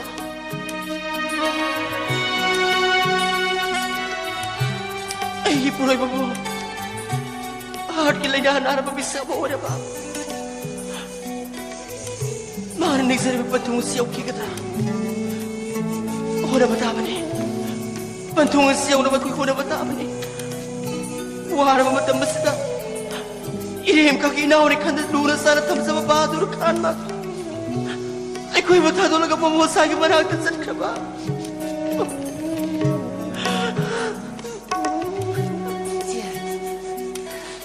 नमी से बगे अदम तोरदी हसांग दु यार रोइसी चे चे पाइसले पाइसलोबा असुयम से फमसन कदाई दिया अदो बरेसिया बासी लेरिनेदे अइगिनेदे थांगेरा मलो मसेला को लेबदो पिपा नुपा तो मदो तानेरगे मिहोदे यतो करे अइगे लिग लेइ करे लेबदो काय थोगा पुन लुपा लामने पासी लोइसे इते ले हेबदे बतेंग बतेंग ओइना बनेसे आनसिन थंबिरे संपत्ति काय थो बते रतना इनाउ इना दे या सब सनाले पूरा मुख काय थोखरबा Tampa nasi nang tori mama usai no, cie, tahala ke pangbelan tum sampai di kita mag, kalau kami bukan di sini kisi, mioi bagi mama dam lebih tua itu, lupa apa isana lagi pam kita ni cie, isana lupa kalau kami bukan di sini kisi, untuk sisa lah basi kita tidak ada orang pam jamba, imah mati garabati tamin narak pa, orang pempulang terus ke sini. Ibahas na harawla sana saba. Matag binolay no sinuhundong ikalabaso. Isinawin no sinamari na marudian o si po. Siya, wabi ka na si. Ay ko yung si Jerry na wato mo no. Kanago mo na nagkasi na kayo naging kalabaso ito. Mayaman sa kanima na umulaw ba? Yarani! Yay mo na. Nang nisinawin marito na mo ito. Kasi nang nengon na tarim coach. Ay kang mani. Ay kang tumbuka. Nang kani ko. Hindi ka daw kuya. Yay ma! Hindi ka na sa'yo magyara sa rin. Pwede yan. Napapabasa ka ulit sa ganyan. Ganun ang show Pyongsa. Ha? Nagkanahanap ka daw na. Ay. Iko'y punamang natulata ni Kando na lunatog sa inaw to. Nijawagi mayagi lang at hukrabagom. Mayambay masak kang ginamit. Masyang malita mo. Kung siya may mamabay kirani kuluda sa kay krabang magkakado. Masidi, ijay bebar taksi kajili ka atab na natana. Siya nga ikunayam na tindo na leore. Kari! Mayamay na tamik siya maminam sakti para. Awang uthakim ng sakti sa dibigyan mo na magbatyat na na siya kahit na. Loro ki kom na lewa lahor ba. Isang pigiling ito kayo. Ikulas na siya tar kaya ba. Nanggilay ba kita? Syaitan di masawar mo mayamay masakit na mahal na ro. Umusya na doon ito ka na ay magi managtakam salam. Isang pigiling ito kayo. Ay gitong ko ini na doon siya song doon sana minar po. Inaw mo mo sa gitong siya ay isip sana ka. Ay mawis. Ay mawakak niray ko ng lorita. Miray ko sawti. Mahanap sa miray ko. Mamona kayo kung magpasiya ba magkagratuan pa na. Kasi walang takang tuwoy doon na ikatro. Ay ikasa kumikalala mo sa mamaw sa magi ko siya na ni. Mani, iibari ba ito na biya bro? Ay sumabog ka rin ni. Ayaw, gusto nang ilay magkatari bi i. Mataw ka naman na ito. Itay mo na may eksira tabuyay ba? Tamo mo dito yung magyatang po doon. Ay mamusyagi manakti siya noon. Udo tamo. Mabuksel pigla mamaway kirani na. Mamusya siya na ko na siyam lang mapudiyay. Ado ba ujikti? Ay iyong mas na yaong nito na layra kanina. Nakoy gitar car like it. Pagod ta sa private school machinery. Kirani na siyang narkano. Ikot na underground lay hay na makaupong ng angaway. Ay na makatabang ang napakanaroy kando na. Ay yung tanarki. Ado ba yung yorong dayda. Magod na kulay pa iba miyoy ani kang naibukam. Kari ba nang mita ba? Miyoy ani ito na. Kirani ba wag school tuway ko lagli ito nang layra ka. Magod na ba iba kulay na ilay magkachet. Yan ito! Bulog bakikunin tawala natin eh. Kirani ki kunin na ito eh gani. Wanoy! Tadanoy! Kalaan tadagani! At sumanan tigit pinabalay trabalay bago sila. Amang magiro nung dalong kibataman eh nung sinabay na isasay. Lao nung sinabay na isasay. Gran suot na kahawin sa mga silaw. Nulay di ako naman na magkunay puro po yaroy. Eto ki sila puro po ning tambakang na pertibi na santi. Ano mo na sisi?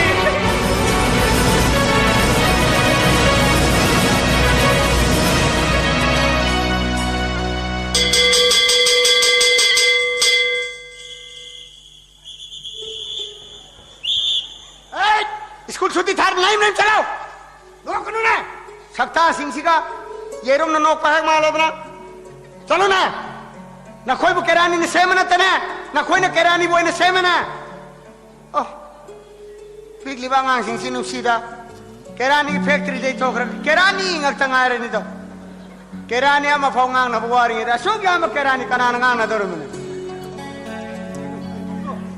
그는 꼬야 올라 있어 그대로 지금. हाँ पैसे तो क्या ना भाई वो केरानी की factory की साथ रसिंग की फायर था कल हमें मैंने 그대로 이게 뭐냐? बाबू फतरो इशाऊ की कोई स्कूल में ताउरी दिखा सीधा ताउरी दिखे हो ना शाया कोई नहीं फोन का सेल है मेरा 어떤 부서리 두디? हजार है कोकिन मशू है मालत रहा 그는 뭐 ये वो ना से प्ले कर माया मम क्षेत्र रंग पंखा ताऊ उधर ऐसे एडवर्टाइज माया मम तर सुसात रम तलाक 그는 뭐 मुझे नंगी नहीं न सिंगरा अतिया पान वहाँ सुले बाग समाज तक कान अब पीतर भी मंगफोंग की था बनता तो नंगासी 아이기 비디아시 비디아람 시타레신 나때 नंगी नहीं न सिंग बिदिया पुन मक्त बयान खलक सब वाने में तो कहीं नंग हनी को हारो को मुझे लावरी ले बाग समाज से सीधा खोया मत तो इन पुन सिंह बकराए तो कराए न खोया हम भाव पुन सिंह बया तब तो ले बाग समाज से करमाए पुन दौर में मुझे नंग खलो नंगी चाउ न नंग मुसी जब न ताई मसी न नंग मुसी जब नंग ताया न नंग मुसी जब मुन न खलो पार्टी सिंह मनी नोंदना असियातिया द नोंबै ओय खरब अमु नोंजु मतम द नोंगोंद्रा अमक सुथरतना मागी तिन हम पात ताबे मुसा लेना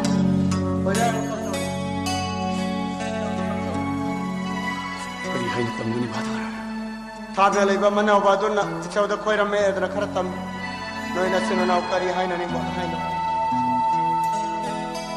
मुसा या मनंग उनो लाक्लिवनी ꯑꯩꯒꯤ ꯐꯝꯗ ꯀꯔꯝꯕꯅ ꯋꯥꯐꯝ ꯑꯃ मुसा ꯃꯩꯍꯥꯛꯀꯤ ꯑꯁꯥꯎꯕꯅ ꯄꯨꯟꯁꯤꯁꯨ ꯂꯥꯞꯊꯣꯛꯅꯕ ꯍꯥꯏꯕꯁꯦ intellectual level person amagi magun ꯏꯁꯥꯃꯛꯅ ꯍꯣꯠꯅꯖꯈꯤꯕ ꯏꯊꯧꯗꯥꯡ ꯀꯌꯥ ꯑꯃ ꯃꯤꯀꯨꯞ ꯑꯃꯗ ꯎꯐꯨꯜꯍꯟꯈꯤꯕ ꯌꯨꯝ ꯑꯗꯨꯗꯒꯤ ꯀꯥꯟꯅꯗ꯭ꯔꯕ ꯃꯤꯔꯦꯝ ꯈꯥꯅꯦꯟꯗ ꯊꯣꯛꯂꯕꯩꯅ ꯌꯨꯝ ꯑꯗꯨꯗ ꯑꯃꯨꯛ ꯍꯟꯅ ꯄꯨꯁꯤꯟꯕ ꯃꯗꯨ ꯑꯣꯏꯊꯣꯛꯇꯕ ꯅꯠꯇꯦ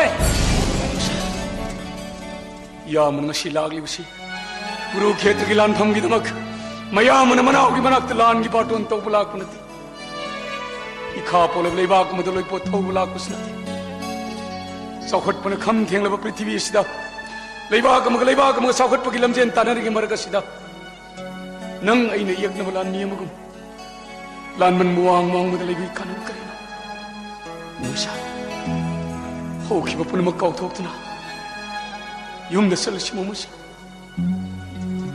नंग अइबु बिशक लेदि वान सेंबि साबिरकलबो ꯑꯩꯈꯣꯏꯒꯤ ꯏꯄꯥ ꯁꯛꯂꯕ ꯇꯥꯃꯣꯗꯨ ꯑꯅꯥꯕꯒꯤ ꯐꯤꯕꯝ ꯁꯥꯎꯗ꯭ꯔꯦ ꯑꯔꯣꯏꯕ ꯑꯣꯏꯅ ꯇꯥꯃꯣꯗꯨ ꯏꯆꯤꯜ ꯏꯅꯥꯎ ꯆꯪꯗꯨꯅ ꯑꯃꯨꯛꯇꯗꯤ ꯈꯨꯔꯨꯝꯖꯧꯁꯤ ꯇꯥꯃꯣ ꯑꯃꯗꯤ ꯇꯩꯃꯅ ꯅꯪꯕꯨ ꯈꯧꯔꯥꯡꯅ ꯉꯥꯏꯗꯨꯅ ꯂꯩꯍꯧꯏ ꯑꯩꯅꯁꯨ ꯀꯩꯗꯧꯕꯤꯔꯒꯦ ꯑꯁꯨꯛ ꯊꯦꯡꯅ ꯐꯥꯎꯕ ꯍꯟꯕꯤꯔꯛꯇ꯭ꯔꯤꯁꯤꯕꯣ ꯑꯁꯣꯝꯗꯅ ꯇꯥꯃꯣꯅ ꯋꯥꯔꯤ ꯁꯥꯟꯅꯔꯤꯅ ꯉꯥꯏ ꯂꯩꯍꯧꯔꯤ ꯎꯕꯁꯨ ꯂꯥꯛꯑꯣ ꯆꯠꯁꯤ 야무이 망다 자신있어 뒤에 떠보나 막홍쇼비리 이따이만아인 신사이비리 이문이 이문 아이코이 이문 이문 아이코이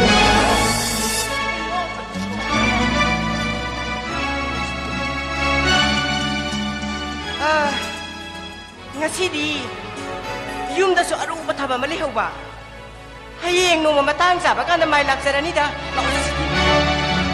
Mosha time is over Mosha Mosha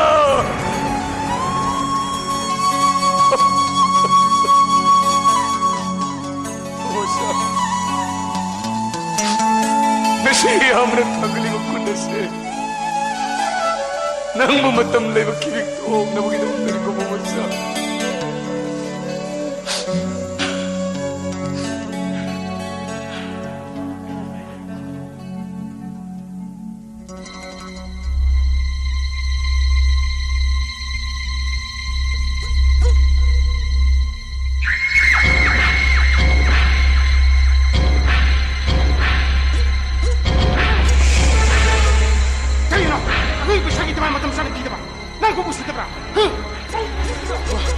washing बताबी को नंगी वा तान मत मै खोइ दले क्याम कुरे खोइ पैसा कि दिमा नंग उचिक आई खोइ न काप हात मतम दा कना न करी हैन आई खोइ कि मयक तो बना सोंग थोरकने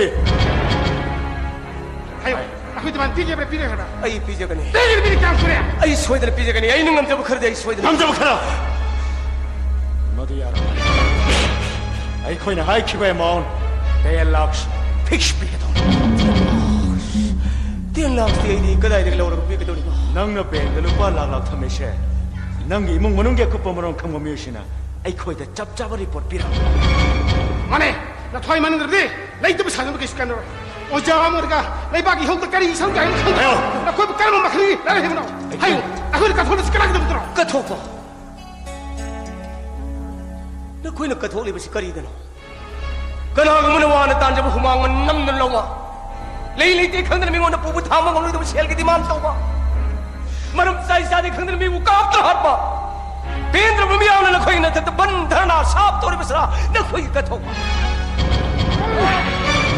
rai नखोई अचुम तब पार्टी हो रहा अचुम तब लेबाक कथोल संस्थान क्या अमूब काली तस्म पार्टी सोदन होगनी नखोई अचुम तब पार्टी हो तारबदे अगी फम सेन की डिमांड तौफम थोते अगोंद चाउन मतें पांफम थोइना नसाई गाना प्राइवेट स्कूल लिखल नंग दो अखोन करिगे मते अबू प्राइवेट स्कूल लिखलगा इसागी रेली थुम पैसिन ममी सवन उबदे ईश्वर मनुष्य यारो आई मतम मत सरकार की स्कूल तोलब चाउन चाबे हेड मास्टर होरमे अदो ओजा मोगी ड्यूटी ngang सा सिहाई जरबदा मथों मस खंग बोजा खरना अंग मथों सिग लौतुन गई मसिंग खंग ट्रांसफर थाबी के करप्शन की नोले मायो नम दबदगी सरकार की स्कूल की ओजा हो तो थोलगा नसिग मिरोल बुग्रास वत के होन सेमतुना क्वालिटी जो संपीदुना नसिग मणिपुर अरंग मणिपुर मोय हने बुगिद मुदे हाउस सैक्रिफाइस तौर के बने चमे बैंक पैसा कर ले मदवाई गिरन ते स्कूल की मरनी अइन सोब की राय लेते न कोई सुखल विशा साइ नाउसा ऐसे हो सिगनी चंगनी खंगब हार्ट की लेना नारम मिसकमनी फिबो मसी और फावदा स्कूल की मरंद की लुपा अमल उठोतनो इसाला येंगद सिनदे अखोई की चन पथाप चंखिबदी मालेदा लेमने खक मांगबा यारो लेबाग सी संस्थान क्या डोनेशन लाखे अखोई नंगमजब खरदंग हाफिबदा हराव हराव जतखिब गाउतनी अदुमना खोई दिमाल असली इरम दमस्त मतिक साब स्कूल लेहलरोय मतिक साब छात्र लेहलरोय सिने मदुदी आई की हक्सांग दी ई मरिगम सेलिम खैदी न खोई दिमान पे मति खक कोई ठोकते ओय मारे आई सुकोलों गिलान मिले न खोई गिले तक असुमरान क्रिटिक तो की पावर लेबा लमदम इंटेलेक्चुअल मने शिव की बगिदमक अखोई स्कूल अमद छात्र खुनाई खक माहलोय नखोई का मक्या क्या मंगथम तक था खबड़ा काबो अखोई स्कूल का आई थाउ आई रोने बने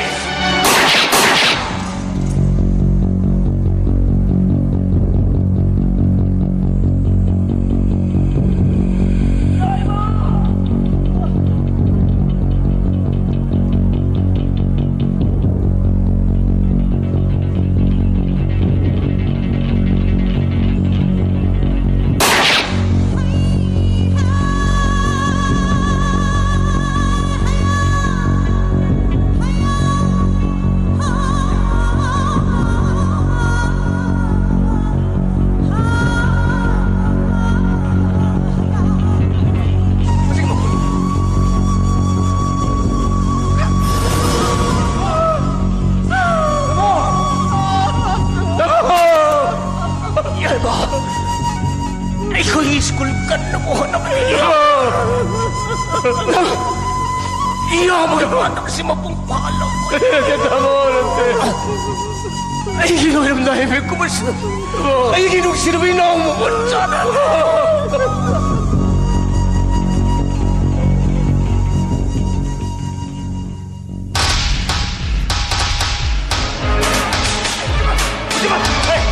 School sa bayan. Ay, tama ba? Ay, na ba? Sino diyan tadi? Nagina ko to. Ama teatro ba? Magkakago kayo, magkakago kayo. Ay, hana to si tamo na manager na ship to today. Luto ba? Ay, sigo ba? Ay, sigo ba? Mo to kya na ta kana kisi ke dro kita mo. Paisa phang ni kana ni hai dina. Tamo na thawa yaw na sa thagi bakar ba ni. Hausi putare. तामो Sen करके कोई ठेंगा हो रहा था ओए इन्होंने तो उतना बेरो है मशीन में बाटे नेक्स्ट ने कहीं बार आई तो थबक से नचने माइक मामले तामो ने तो थबक फेंकना आई वो चाक चाक करे चलो सा ओए वाना से आई ने सिर्फ थबक से रुका आई हफ्ता से मुझे चाहिए लग रहा है वो तो क्या अंतर नहीं इन्हें तक की सेवा इन्हें पंगे पक्सा हो सकता है वहाँ पे करना तामो कहाँ इधर लोग सब तो इधर हुआ ब्लेड की बोट पूरा am Mumbai tharo te kari bola hai siko oho she tamo maduna te saru ja ta satan nar kana ni tamo oi mama ne to kitabo me amne khang ne tra kari shoboke ai ne ya ba aduk lu khar ba kar ba du tamo maduna te saru ko ba shi ai tong phom no phom na bi shi ne pari pisha sibo kai te no research chumna हुमांग ताना तान मरे पुंछी दे मरे Maui थोपो जो खागोल दो मानिना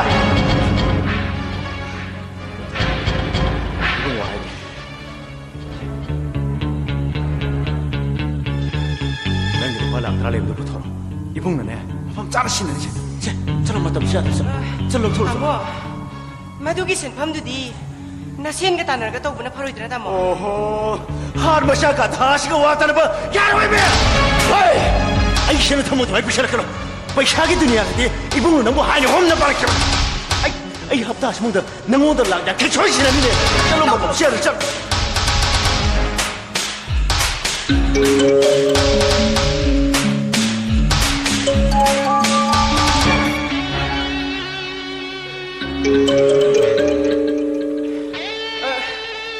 अदु तामो सोहिन बदी यादी को तामो सोरी दे लोरे तामो इ लोरे don't worry 이봉나 보내고 신 맞아 어이 아니 하이브가 구독자 퍼쩍 그다네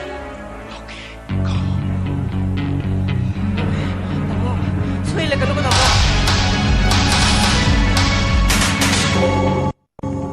होरे न मदु नमु पैसा से गंग करिनो गइने खुमदु सिबो सही ज्ञान न तास 이바이디 तामोदी मुंबई की दमकता खुंसान क्री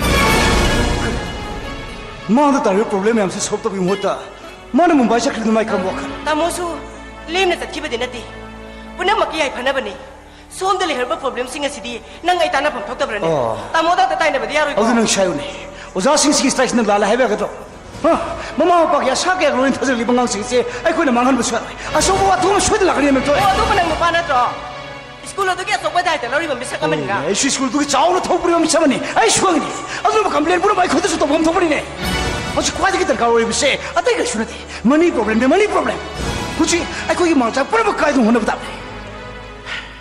तो नंग आई की को मसे खरदन लाइन बथन को सिमब नंग मफम जान थन मंत्र हां सेल सिंग लाइन मंत्र अदुगी सिंथम दो आई सु सेक्शन न थमक बने असिंग बकया लेरे बसु तामोना रिजर्व तौर थमो हाइदो थमकपा कोई दु कदो के मेबो अदुबु ngasiदी तामोना पुखरे करी कमदोना तामोगी बिजनेस अमखता सीजन गने हाइदना पुखिबनी मागी क्रम बिजनेस अदुदी तामोगी सिक्युरिटी मांगनी हाइदना अइंगोंदा हाइदो अदुगा नंगा अइंगोंदा हाइदिबनि करी बन मफम अमसुंग तंजाना याखिदबना हाइबदी खुदक तलांगबा खुदक यगो यादा बोयो योरे मदु पुरो मना आइगो जाइबो थोजो ngashida ki warate mamang ta bangki ba yam ba shemba ba yama nangam su nangi na lor lor ani to kibra ta ai ben thai ngashi bu bi shemba ma do magi kam business da kumen thai shemba si do magi kam business da nang kan men thai nang ni yum pan di dere bse ai ko ni shat tang khai ta khai नंगना लोना लोना चले सास किसना नंगना शिव नंगिना पुरोइ बा मोरे बि बे बाडुबो नंगा शिव बाइगो थनिब्रो नंदिगा हाग हाग ते खनबि इमु नु काइन बि गाय वा बि न पुरोइ बु खुदोम दे लाइदो पो पा बि ने नंग मसु नंगिना बुंगी मा यागिला द थुरुबतगी आइगा सिदि लोरे माले ताले शिरंदागी मतलब शिरंदागी मतलब 이 바실 왜 한번도 마기 무척 바와이 우 방송되더라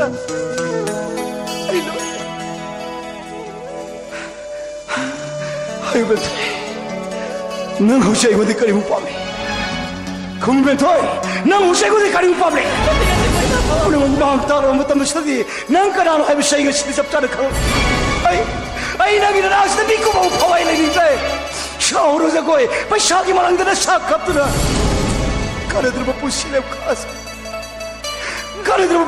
카스 부드러 슈자 लगे लायो एक भैया मदग मो फंदाई लाई मना बतंग वर बशोई कलुकी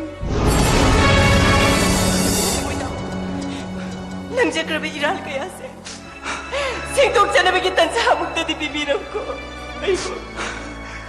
आई वो बकल कया की तदी बिदुरा मुक्ति दी वारक बिरम को बोइता बो आई लाल आई नंगी ना खोक पाई दे हाय से ताकि वहां शिवता हर भाई को मतलब नहीं नारायण की तंदी दे न पूछी चुप निगम दबी का शूट बने मशीन लगी चप चप नारायण दिख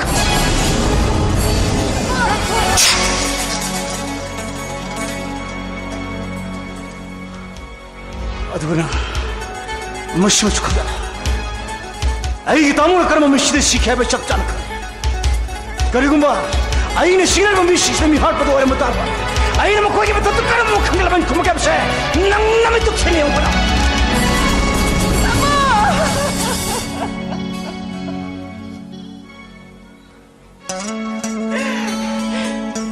Mani, isani sabu warak sa bagam devi. Lamsat bi bar kang devi. Ipuroy mo mula na kudum sa lumi ay gira. Masih masal warak ka ni kang daba. Masagi oy siya madatiba. Sa masimulong bahay na hapto na karbato kay kaluba. Ay gibugin lamsing makada ilumay seng. Asi di kaya naningam lang naman o. Sat ka ni, ay sino ka ni? Lang sa kami inal kaya siya amok na tinga piyo hay doon ay magkumpay doon ako ng sarili.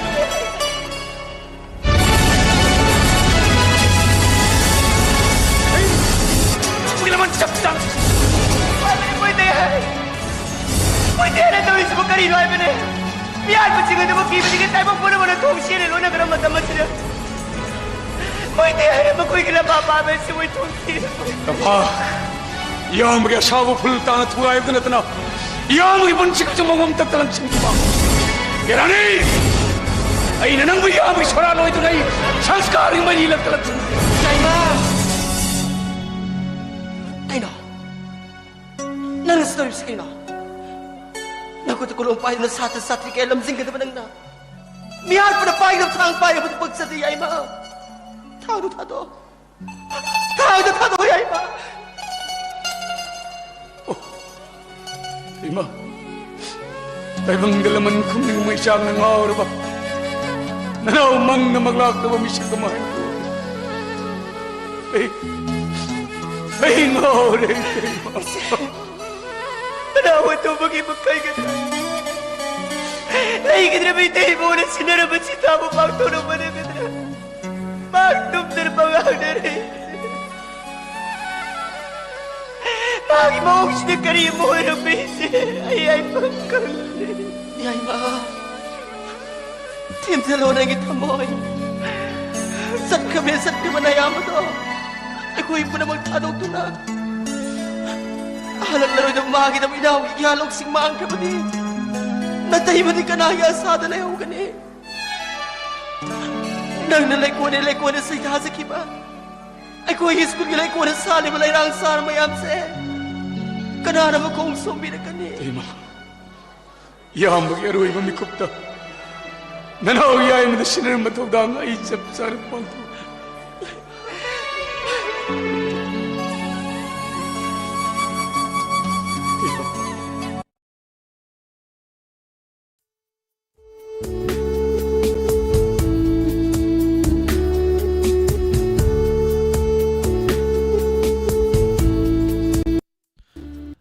Lila sige makatarak pasaruk hayang amuk mayam pun na taminasi.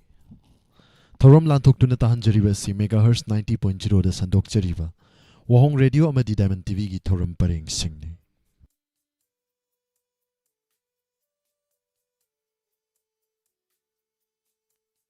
Hojik ngahak ki matung amuk lantok jagani. Late night story nipuga mga suba tangkak.